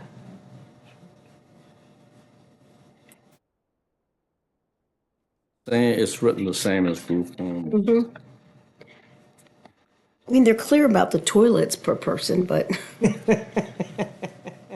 That was one that was like in every one I looked up, and I was like, this has got to be here for a reason. So it's because of shredded lettuce. Oh, very funny. So do we want to just make the same as we had for the group homes, for the residential care facility? yes, I think so. Even though people in residential care facilities typically are too ill to drive, Yes, that's true. but,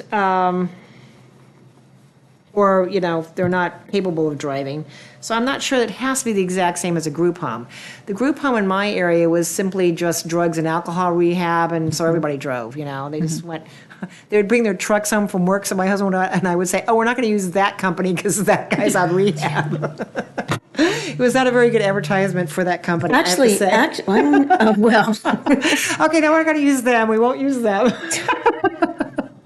Anyway, so how do you want to do residential care facility? Because that's going to be different than a group home. Well, and I think a residential care facility, all of these are commercial uses, right? So Yes. they're coming to you anyway.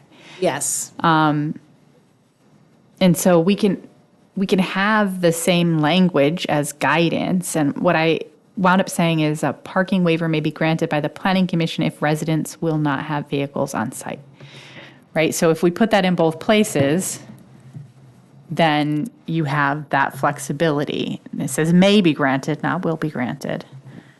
But don't we need some more guidance than, you know, just, well, whatever, you know, they come and tell us? I mean, we should have something a little bit more, with some more teeth in it than just whatever an applicant's going to tell us at the time and then have it change on us. I think a residential care facility, we should really focus more on the employees for that one.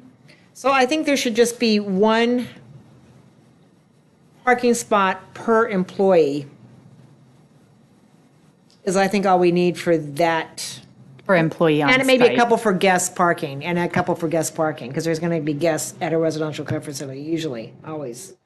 So I would say one parking space per employee, and let's just say, and 3 for guests, or something like that, just, you know. One parking space per employee on that shift. I've got to.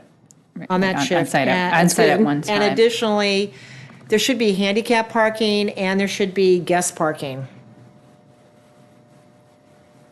What about for emergency services? I was thinking about that. Emergency services just usually park out on the street. They don't usually.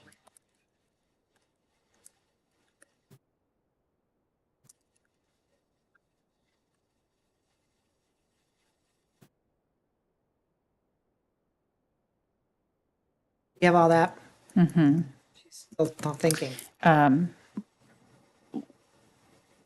One parking spot per employee that is on site at one time is required.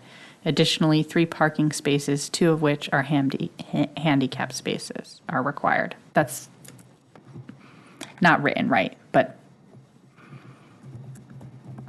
is that the gist of what you want? That's the gist. I think you gotta have 3 for guests, 1 per person on each shift employee, and you've got to have the handicap spot. Yeah. I'm not sure you're going to have any of these people needing cars in this facility. I could be wrong, but I don't know. What does everybody think? Is everybody okay with that, or do you think we should add more? Is everybody okay with what we just said? Yes, what do you think, Commissioner Brown? Is he good? Let's move on then to number 7, tourist home, and you didn't get anything written up for tourist home, did you? No, that did not make it onto my list for some reason, so. So we're I going to come back apologize to for that. tourist home, so that is going to be in August. Okay. Short-term rentals. E, institutional, recreational, and educational uses, assembly. Parking requirements shall be met on site. I'm not sure I know exactly what that meant. Okay, so you're talking about everybody should be parking on site, okay. Cultural facility, same kind of thing. Do we have anything about parking on site there? We don't, actually. We Can I did go somewhere. back to the E? It has institutional, comma, recreational, and educational uses. Shouldn't there be a comma after the recreational? Thank you. Yes, The Oxford probably. comma? I love the Oxford. I also love the Oxford, so I apologize. Apologize to me, apologize I to the apologize to comma. myself. So cultural facility, we need to have something about parking on site. So the That one? difference between the assembly and the cultural facility with regards to parking is, like, an assembly is kind of your church when things can get pretty chaotic on a Sunday and people are parking all over the place, whereas the cultural facility, that's generally not the same problem, so that's why the one has the parking and the other doesn't. That doesn't mean we can't add it. I'm just providing the context. Well, I think we need to add it because if it's a museum or any kind of a place where people come to visit, you've got to have something on site, don't you?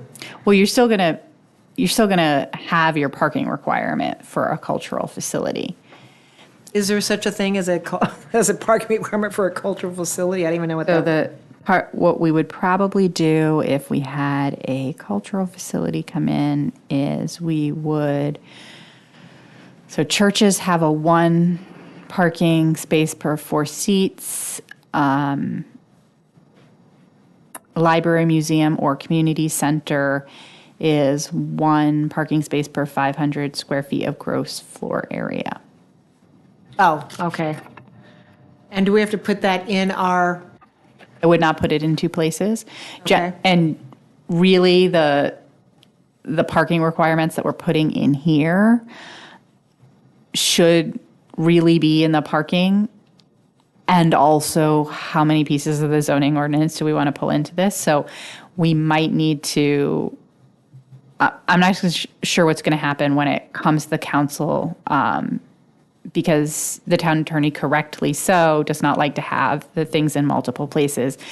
And so we may, I hate to leave them in and say we're coming back to them, because then what happens? But there will probably be some more discussion of the parking issues because they should only be over here. Okay. And the only reason that the ADUs talk about parking issues is because this section, which is 290-20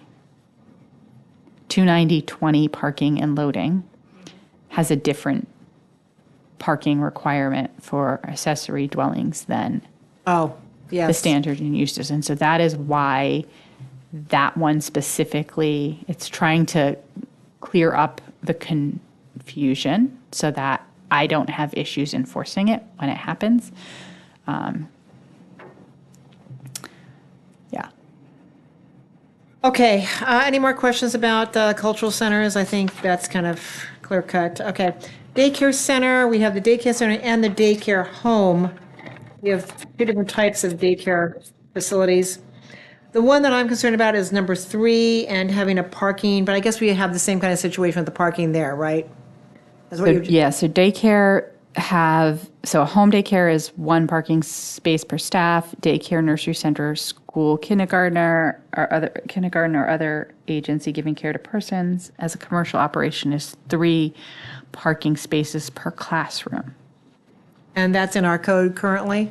Yes. Okay, so we don't need to put it in here then, okay. I have a question about 5. Now, It says outdoor play areas shall be sufficiently screened and sound insulated so as to protect the neighborhood from noise and other disturbances. What is screened and sound insulated since it's an outdoor play area? That's a great question.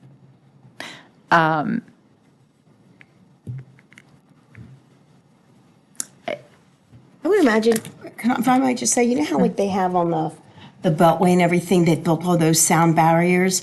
I mean, it might be that there's a play area, but there's some type of, I don't know if there's technology that buffers the sound that can kind of be freestanding, or it's something built into a fence. anything that's going to be quality is going to be so expensive, they won't be able to put it in. It won't be worthwhile for them to put it in. mean, Yeah, it's I'm just thinking of like, as I go down 260, we have Bright Beginnings right there on the right. Yep. It's the corner lot. Yep.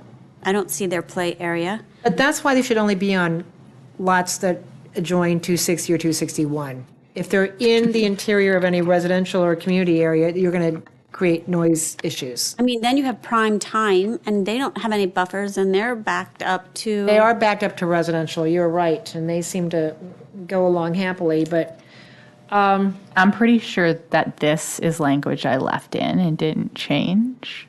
Like it sounds like other language, whereas kind of like I don't really know how you do that. But Because I if- didn't want to change it If we're either. questioning it, then those reading it are going to question it. So,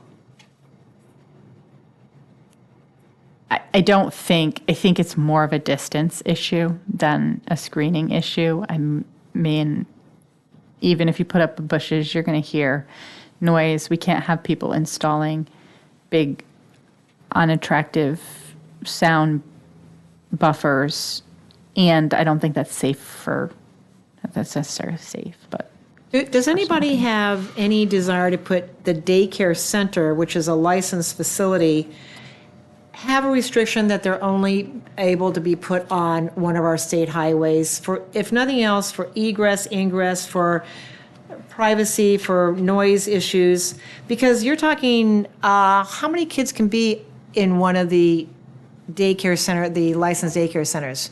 You could probably 12 or have more according to this one. 12 or more, but what's the maximum? You can have, Depends on how much space you have. you can go up to 30 if you needed to, or 30, I mean, more than that, which means you'd have to have a lot of equipment for these kids to play and whatnot. We don't really want them facing interior areas where there's going to be residential communities. Well, you don't want them playing near a state highway either. No, but we have them on 260 and 261 right now. Mm-hmm. That their parking lots or their play areas face onto those loud, noisy streets, so it's no big deal. I don't mean that they're going to, throw a ball into the street and get killed. I'm saying that there are playgrounds adjoin the loud, streets. I'm concerned that if somebody says, oh, in the middle of, let me see, what area could they put these into? Well, some probably in the RV2. They could probably put them in the RV2, couldn't they? 20,000 square foot lot plus 2,500. I mean, I think it would be tricky. Unless they bought property and they knocked it down. Yeah, if they and bought a built. piece of land next to it, or there was a Correct. lot next to it or something. So, I mean, my concern is if you do this in the center of the RV2, it could be quite a noisy situation for their residential Where do we community. have them? I just have to check the use table. So they are permitted in the RPC and the TC per the use table. So only the TC and the RPC? Mm-hmm. Okay, so in the RPC, That okay, would so be they're in not allowed in the RPC. RV2 then? They're not allowed in the RV2? Right, and they're only going to be allowed in an RPC if they were approved as part of the RPC's Okay, plan. all right, then I'm not gonna worry about it then. Okay, there you go. Okay, so then we go to, if anybody has any more questions about the daycare centers or daycare home, we'll go and move over to environmental science, and you're gonna add that one issue to the parking, which is on, Yeah. number 3 there. Yes. Okay, turn the page. I don't see anything that you changed all the way down to nature preserves. It looks as all that's something we should have read before. Parks and playgrounds, these are open space including any buildings or other structures designated as used for active or passive recreation. These are parks and playgrounds that are public parks and playgrounds, right? Mm-hmm. So do we want to put in there public parks and playgrounds, or do we not want to bother? Well, Because we're differentiating it from the private park that we went, yes, and the parks and playgrounds here might also include playgrounds in an HOA, which are not exactly public. So I wouldn't want to. I mean, they're public, but they're also private for the HOA members. So I think just leaving it at parks and playgrounds. Okay, that's fine with me. Private club, I don't think there was anything, the parking, okay, then we get schools again. Anything about parking on schools? Do we just leave it to not put anything in there about parking for schools either? Let me see. I think they have a, depending on the school, right? So professional school, studio for music instruction, dancing school, similar as 1 parking space per 5 students. Okay, I assume that the county has their own regulations for okay. their schools. Then we go down to water-oriented recreation. Any changes anybody wants to see in the water-oriented recreation? Alcohol sales, office and commercial uses, F. We're almost towards the end of this thing. Office and commercial uses, alcohol sales, I've got I what- don't remember. yeah, what have you got a question on? Well, there's nothing, It goes to the next page. right, but it says F, Then F, then 1. office and. Oh, right. That's because office and that's how they are. commercial use. Yes. And then that's alcohol sales. Okay, that just seems odd. It's how all the headings are working. So there's Pardon like the letter is the heading. So residential, right. industrial. Okay. And then we put the uses in alphabetical order. Oh, that's right, that's right. Definitely feels weird when you're reading it, but it feels like makes sense in the chart. So Right, exactly, I gotcha. So office and commercial uses, we have alcohol sales, animal care establishments, cannabis dispensary, contractor's shop. Do you want to put a contractor with apostrophe S, or how does that? Is it a contractor's shop, or is it? Or is it contractors with a, a great question. I'm going to put an apostrophe, but I'll check it. when it silly, but comes anyway. back up. Number 5, entertainment and recreation, indoor. We add a S, Huh? indoors. Yeah. Ways and visual, okay. Entertainment and recreation, outdoor. or should it be outdoors? They should match, shouldn't they? What should match? Well, did you say add an S to the indoor? Mm-hmm. So then we should add an S to number 6. Outdoors. Oh, indoors, outdoors. Yeah. Okay, well, okay. To be consistent. See, we have very precise people on this commission, I have to say. It's because it's like comma, so Yeah. the indoors is supposed to go first, Right. but we're trying to make the alphabetical make sense. So it goes. So that's why there's no S. But we can have, Or we should just be consistent, I guess, whatever we do. because when you read it as like indoor entertainment and recreation versus indoors entertainment, does that make Okay, I guess makes sense. But I wanted them to be next to each other on the table. So game and establishment, I think we're clear on that. home occupation minor. Do we want to, on the next page, 28, do we want to, on number little 5 here, no regulated article or commodity is offered for sale on premises? Do we want to say no sales of regulated or illegal items or commodities is allowed on premises? I mean, You regulated, really have to say illegal. I guess we don't really have to, but, I'm thinking. So this comes to you from the council, right? You guys sent it without the word regulated in it. Okay. The council added the word regulated back When they say in. regulated, what do they mean specifically about regulation? I mean, just like gun?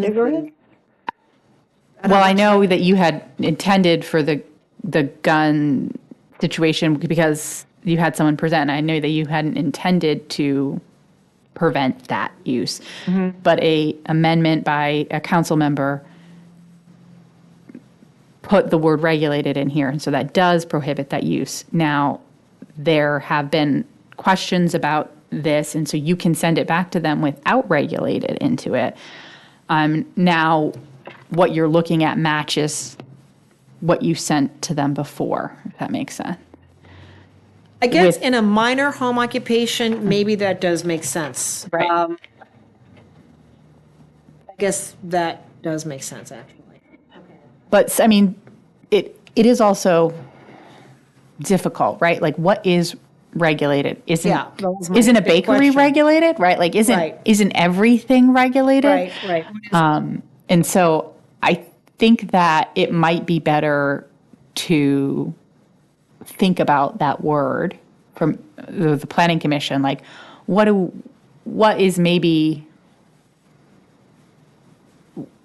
is the council trying to get at? Or maybe we ask the council, like, what are you trying to get at with regulated? Because we think it should be. I didn't really think Different. that for minor home occupations, we really wanted to have anything sold in the minor home occupation. I thought only in the major we had things for sale. I guess, Right. because I thought that we were looking at the minor one as being like a home office where you're, mostly just passing paperwork around or working on the computer, but not having sales of any kind. Right. So, I mean, So we can just say no article or commodity is offered for sale. That's Right. how that reads. yeah, I don't think you need, you don't need regulated in a nothing, minor. Nothing is allowed to be sold under the minor home occupation. Anyway, and so Yeah. it doesn't matter. Right. Right. How are we so- analyzing it? It comes into the major home occupation because the council added it as number 7. So like number 6 is no article or commodity is offered for sale or is publicly displayed on the premises except those incidental to the services offered. And then 7, they added that to both sections when they made their adjustment. And so, Because to me, what you're saying is that everything else is allowed, just no regulated articles or commodities. right. But I'm saying we shouldn't be having any sales of anything in a minor home occupation. correct. And I think that's part of It's confusing to me. it's confusing because they amended it as they were adopting it, right? And so all of the implications of that amendment weren't clear, right? So it's unclear because you're right. What it now says, the current law says, is if you have a minor home occupation, that you can sell things that aren't regulated, right? Right. And so we should fix that by deleting that from minor home occupation. And from major home occupation, it's added. It's been added, so it's kind of saying like you can sell things that are incidental to the service you're offering, right? Because you can have a bakery, but you're not selling those baked goods out of your home. You're bringing them elsewhere. And so that's where the no regulated would come into play because there's things that are being offered for sale. But I think we should be more precise than regulated because Okay, let's go back to the minor home occupation. Can we just say no sales are allowed in a minor home occupation? yeah. So can I ask, before we do Yes. that, what is considered, refresh my memory, a minor home occupation? So the minor home occupation is meant to be that a home occupation that is in your residential area and you don't even know it's happening there. So an architect or even someone who is maybe making wedding cakes, but then they're taking them out and they're delivering them. You don't have deliveries coming in, you don't have people coming on site. So a sewing person would not be minor, they would be major. Someone who's sewing on site and not selling any of that on site, right? Maybe they're bringing it they have an Etsy store and they're bringing it to the post office once a week. But But they can be a minor home occupation and sell goods, they just aren't selling them on site. Okay, so if they are doing alterations, then they're going to potentially have more than 5 visitors and 5 trips or visits a week. So then they would have to be a major. Then they're a major home occupation, which is not going to be in most of the residential areas. So going back to the minor, are we going to be okay with saying no sales of any kind are allowed? I have a problem with that. No on-site sales, No on-site sales? but you're saying on-site sales. Oh, no on-site sales? I do. I mean, But a seamstress. But this is they're- a it's not- minor- they're not this is a selling, minor they're not home affecting a occupation. piece of clothing, if they alter it, right? The person owns it, they are modifying it, so it's not really a sale. It's a service. Why are you having a problem, Commissioner Hahn, with a minor home occupation not having sales, okay, so on-site sales? let's just, she mentioned bakery. So let's say they're baking cupcakes and they have some other like candles to go on it or hats to go with it or something like that. I mean, if they're minor and they're not going to be doing big business, what would it matter how much they're selling? I don't look at home occupation major as being big business. I still see that as being a small, entrepreneurship, but I don't see that as being a, big commercial venture necessarily. I think so the minor and major, the difference is where those cupcakes and candles are being sold. So the major home occupation, you can sell them from your house. The minor home occupation, you are delivering those cupcakes somewhere else or selling them at a store. No one's coming to your house to buy them. And so that's the difference between the two types. And then the question maybe is what you're saying is why would we have minor home occupations? Why don't we just let everything be a major home occupation? I mean, who's going to enforce it and who's going to know? That's what everybody, this is what our problem is altogether here. But it's your neighbors who are going to probably, question everything. I guess it depends on how good the cupcakes are. Yeah. And then if we said no on-site sales for the minor, it still doesn't deal with the regulated versus non-regulated. As the regulated thing still, can you not then do regulated sales on site? So if we just change that number 5 to say no on-site sales are permitted, then that resolves that, right? Yeah, okay. that's what Certainly. Yeah. It doesn't resolve the concern. I guess the issue is that the concern that kept coming up was 2 specific things. One, cannabis, which can't be sold out of a home occupation anyway, so Right. already addressed. Right. And the other was prescription drugs, like a compounding pharmacy in your home, which I'm not sure how that would be permitted and licensed. But there could have been other things behind the concern. And so the question is, does that matter? If somebody is, obviously cannabis that's not an option. You can't have cannabis within 100 feet of a residential zone, so you can't have it in a residential zone. But does it matter if someone is selling or doing compounding pharmacy out of their home, if that's even possible? Which I don't know that it is. Like, Compounding pharmacies you could put inside a home. Mm-hmm. You just have to have the right ductwork. You can put it inside your home. Mm-hmm. Compounding Yeah, compounding pharmacies, we put, pharmacy isn't regulated? it is regulated, though. It is regulated, yeah. but that's That's that. what this says. Yeah. But we're removing regulated, and so the question is: Yeah, Are there if you remove the regulated. are there because regulated is too broad? Yeah, right, exactly. I did approve a bakery, right? Like as a home occupation, I was like, technically this is regulated, but this wasn't the intent, right? Right. But I think we have to identify what we're trying to prohibit with that word.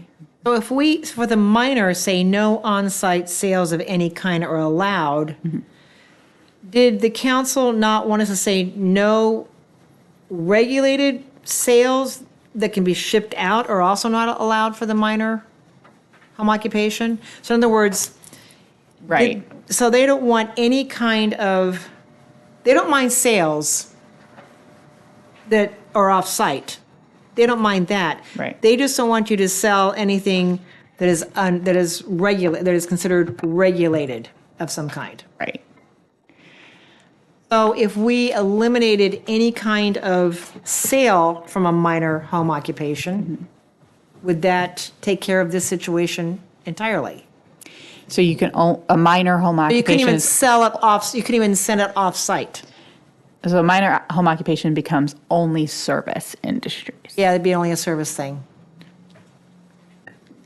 I think that's going to be an issue because part of the council discussion around home occupations is allowing things like someone who's maybe doing, well, that's regulated, right? But like brewing in their home or baking in their home or, you know, doing the kinds of things that you would bring to a fair or a festival, the sewing, jewelry, that type of thing in their home. They want to, the council does want to allow that in the minor home occupation. And I think we're a little caught up in the regulated phrasing. And so I think it's probably better to identify, like, maybe no, no, that wouldn't work. Maybe no pharmaceuticals, right? What is the concern becomes a question, and maybe that's just something I should put to council.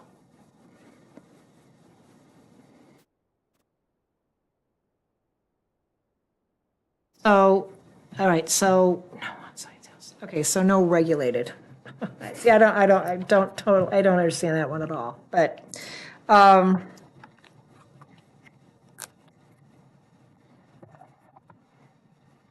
that's why I put in there, any, I mean, you could say any articles that could create harm. I mean, you could just do, that could potentially create harm. But to a diabetic, a cupcake could be harm. Do you know what I mean? I mean, yeah, I mean, I'm worried about having people bake in their homes if there's not a quality assurance person in there checking over the bakery. I mean, in California, you can't do that. You got to go to a commercial kitchen to sell anything baked. So, yeah, I'm a little concerned about having that happen too if it's not any, there's nobody code enforcing that. But anyway, I think you could say nothing can be sold that could cause harm to another individual. If you want to, that's really what regulation is all about, is protecting the public. But then you come to food, I think. And then you have an issue because if you Yeah. have a food allergy with peanuts, like if you have a food allergy to gluten, like That could be harm to people. Yeah. It's too broad still. too broad. What about something that, because was there, you said something about guns, right? Yeah, so that's the regulated, yeah. gentleman, Ethan, who came have here to and talked to you about Right. his situation has been also coming to council to speak about his situation since this has passed because I was unable to approve his home occupation. Shall we think about this and bring it back in August? Because it looks like we're stuck right here. Yeah, And I want to at least get to this so that we can Yes. give you directions on that. Yes. And it's after 8:00. So let's stop right here. We're going to have to start back up again at home occupation minor because it looks like we're going to have to do a little bit more thinking about that. And we'll have to look at other towns and see what other cities are doing about that. Because obviously somebody's dealt with that somehow, I guess, maybe. Hopefully. Yeah, I'll pull the stuff again, but Yeah, okay, yeah, we got to look at that. And quickly, I want to move on to the coastal resilience plan, especially since I have Commissioner Brown still here. And if you go to the, and I think it was a lovely checklist you made up for us here on the coastal resiliency planning zone implementation checklist. I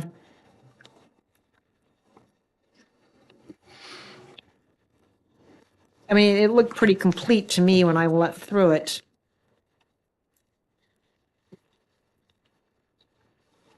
it's my mouse there. Okay, come back over here.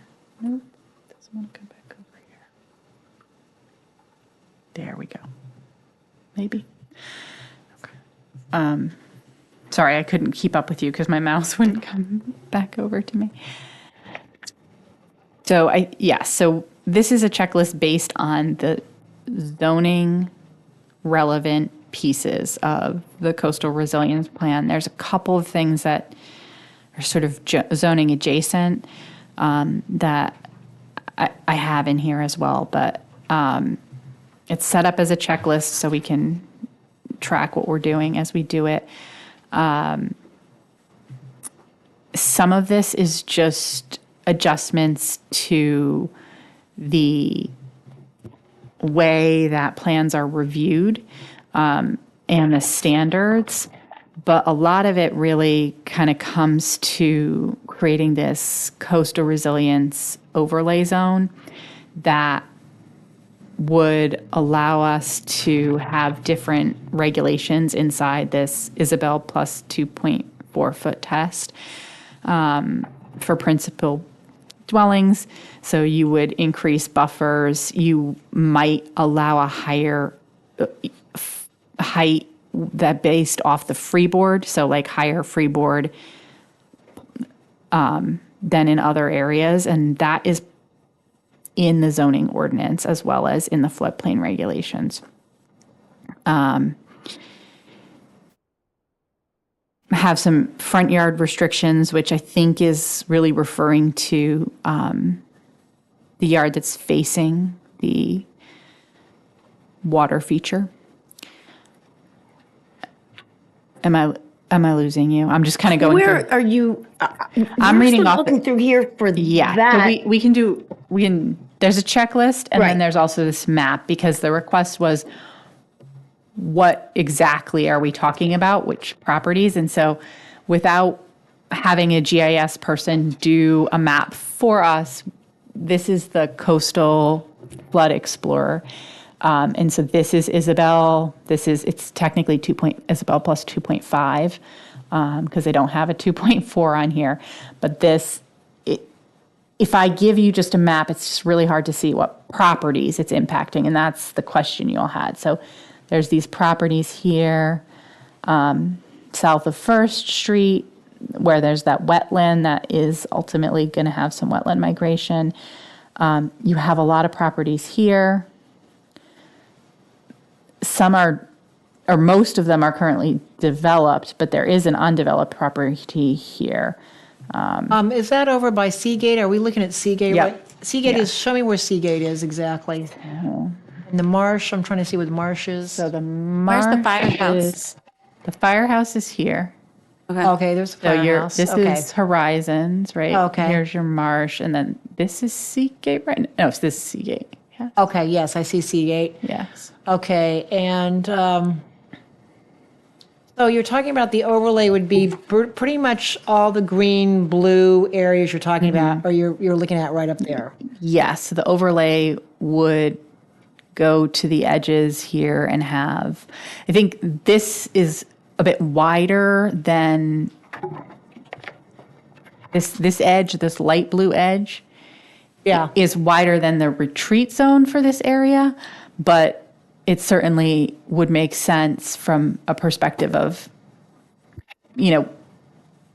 helping folks stay in these homes as long as possible for everybody to be contributing to Well, I'm stormwater not retention. understanding why the coastal area that is in front of like the Stinnett property there, why that coastal area isn't included if there is a freeboarding issue or, there's some kind of an Isabel experience. Which one's not? So in other words, if you take where Seagate is and you go north, all that area up along the coast right there, right in that area. Right. So that area would not be included in the overlay, No. doesn't look like at this point. Is it because of the elevation? It's either elevation or if there's like a hardscape element there. Okay. It could be doing that. to Okay, the- so anything that comes to any amendments that we create, those houses would not be included Correct. in that. That's interesting, okay. All right. If you want to, What's the date of this study? I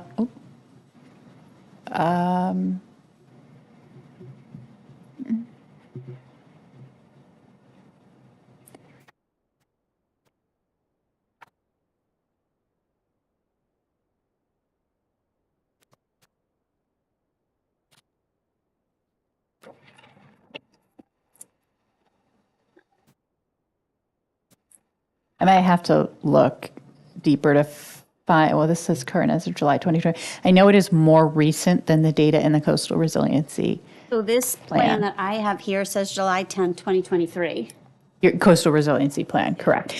And I went back and forth with this, but the coastal resiliency plan does specifically say that it wants to be dynamic and adjust to changing data. And so I think what we do ultimately, and like I said, this is 2.5, not 2.4. Ultimately, we have a GIS company draw these lines. It could be slightly less from that 1 foot than what you're seeing here, but this is probably your maximum extent.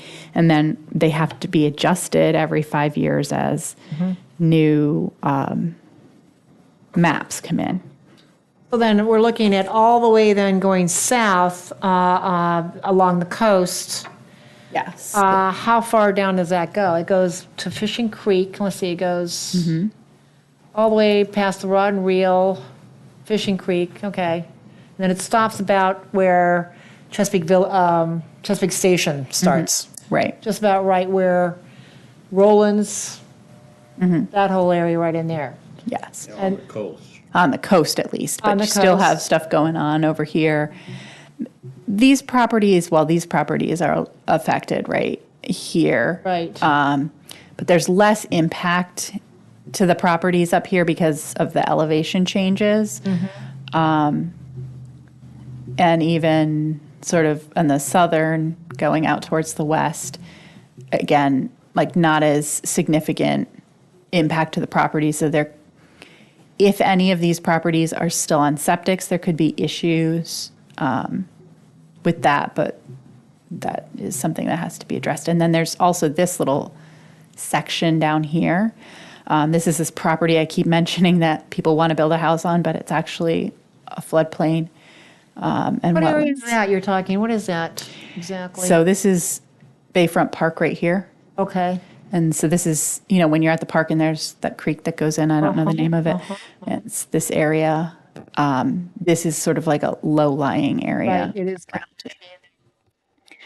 And so these areas would be included, even though some of these areas aren't in the resiliency plan, right? When you're defining the overlay, if you're going to define the overlay in a way that makes sense, right? You're saying it's the Isabel plus 2.4, then it should be everywhere, the Isabel 2.4, not just some spaces. And so that's how you have those other places coming in.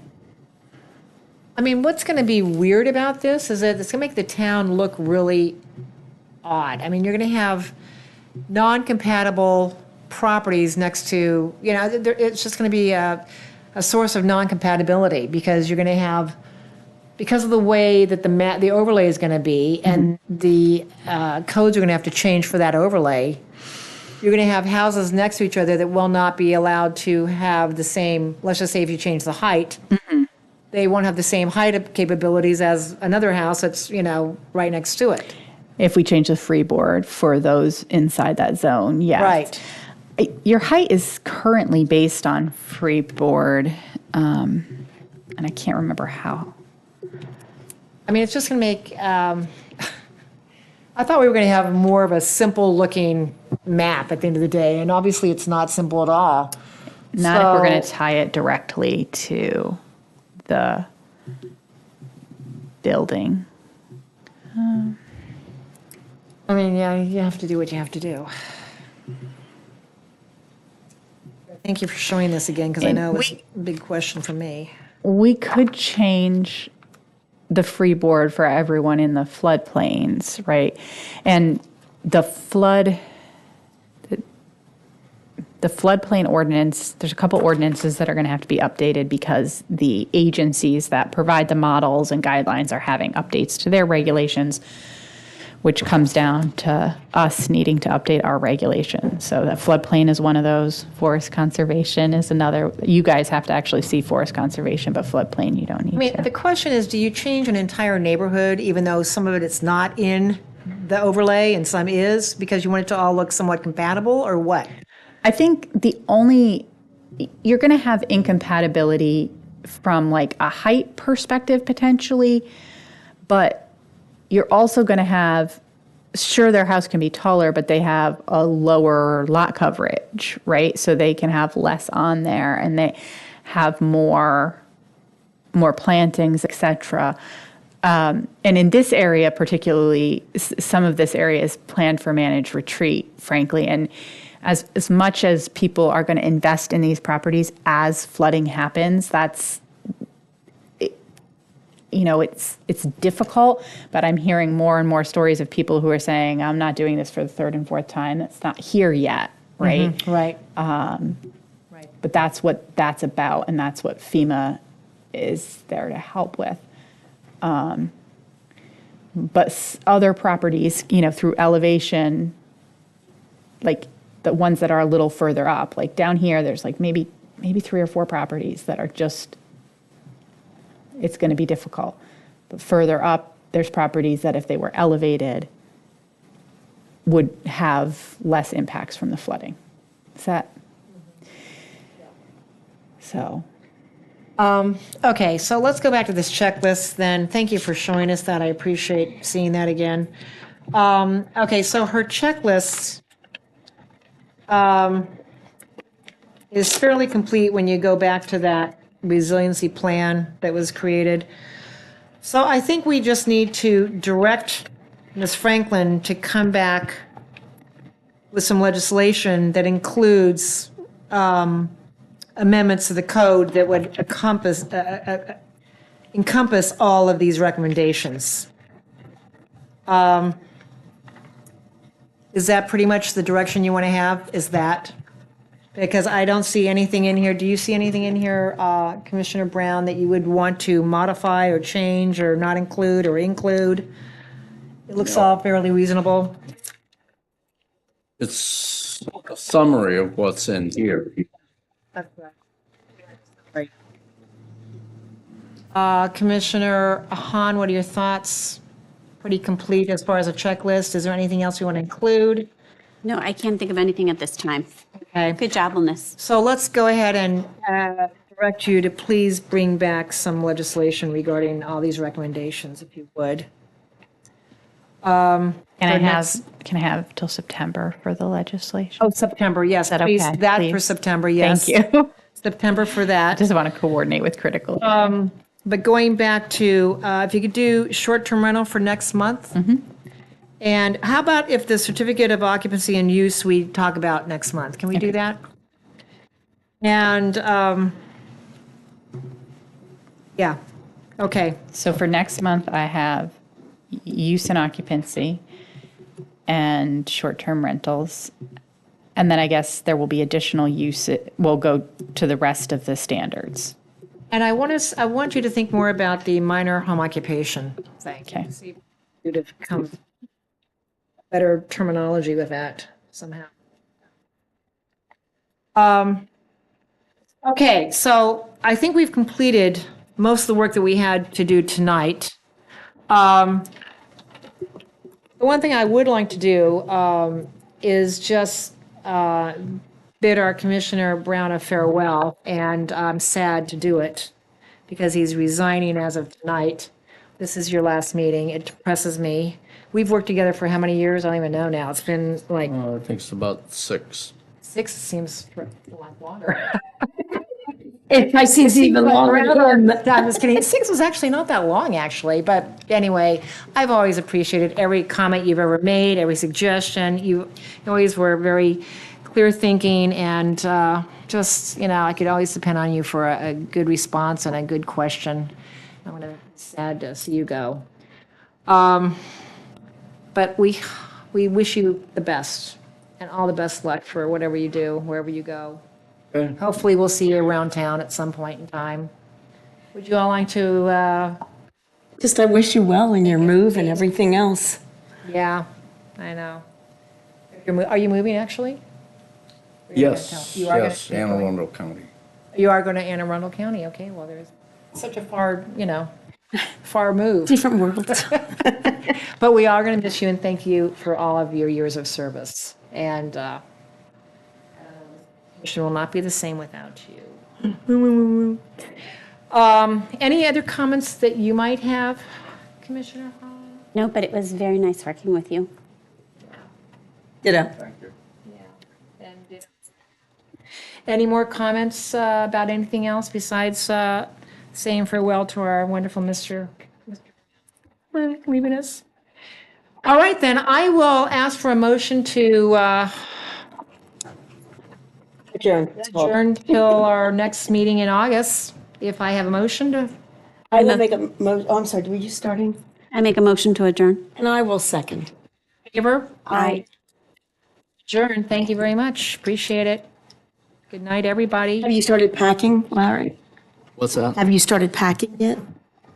Packing. We've been packing for a couple months. 2 years. We'll be packing for a while. It's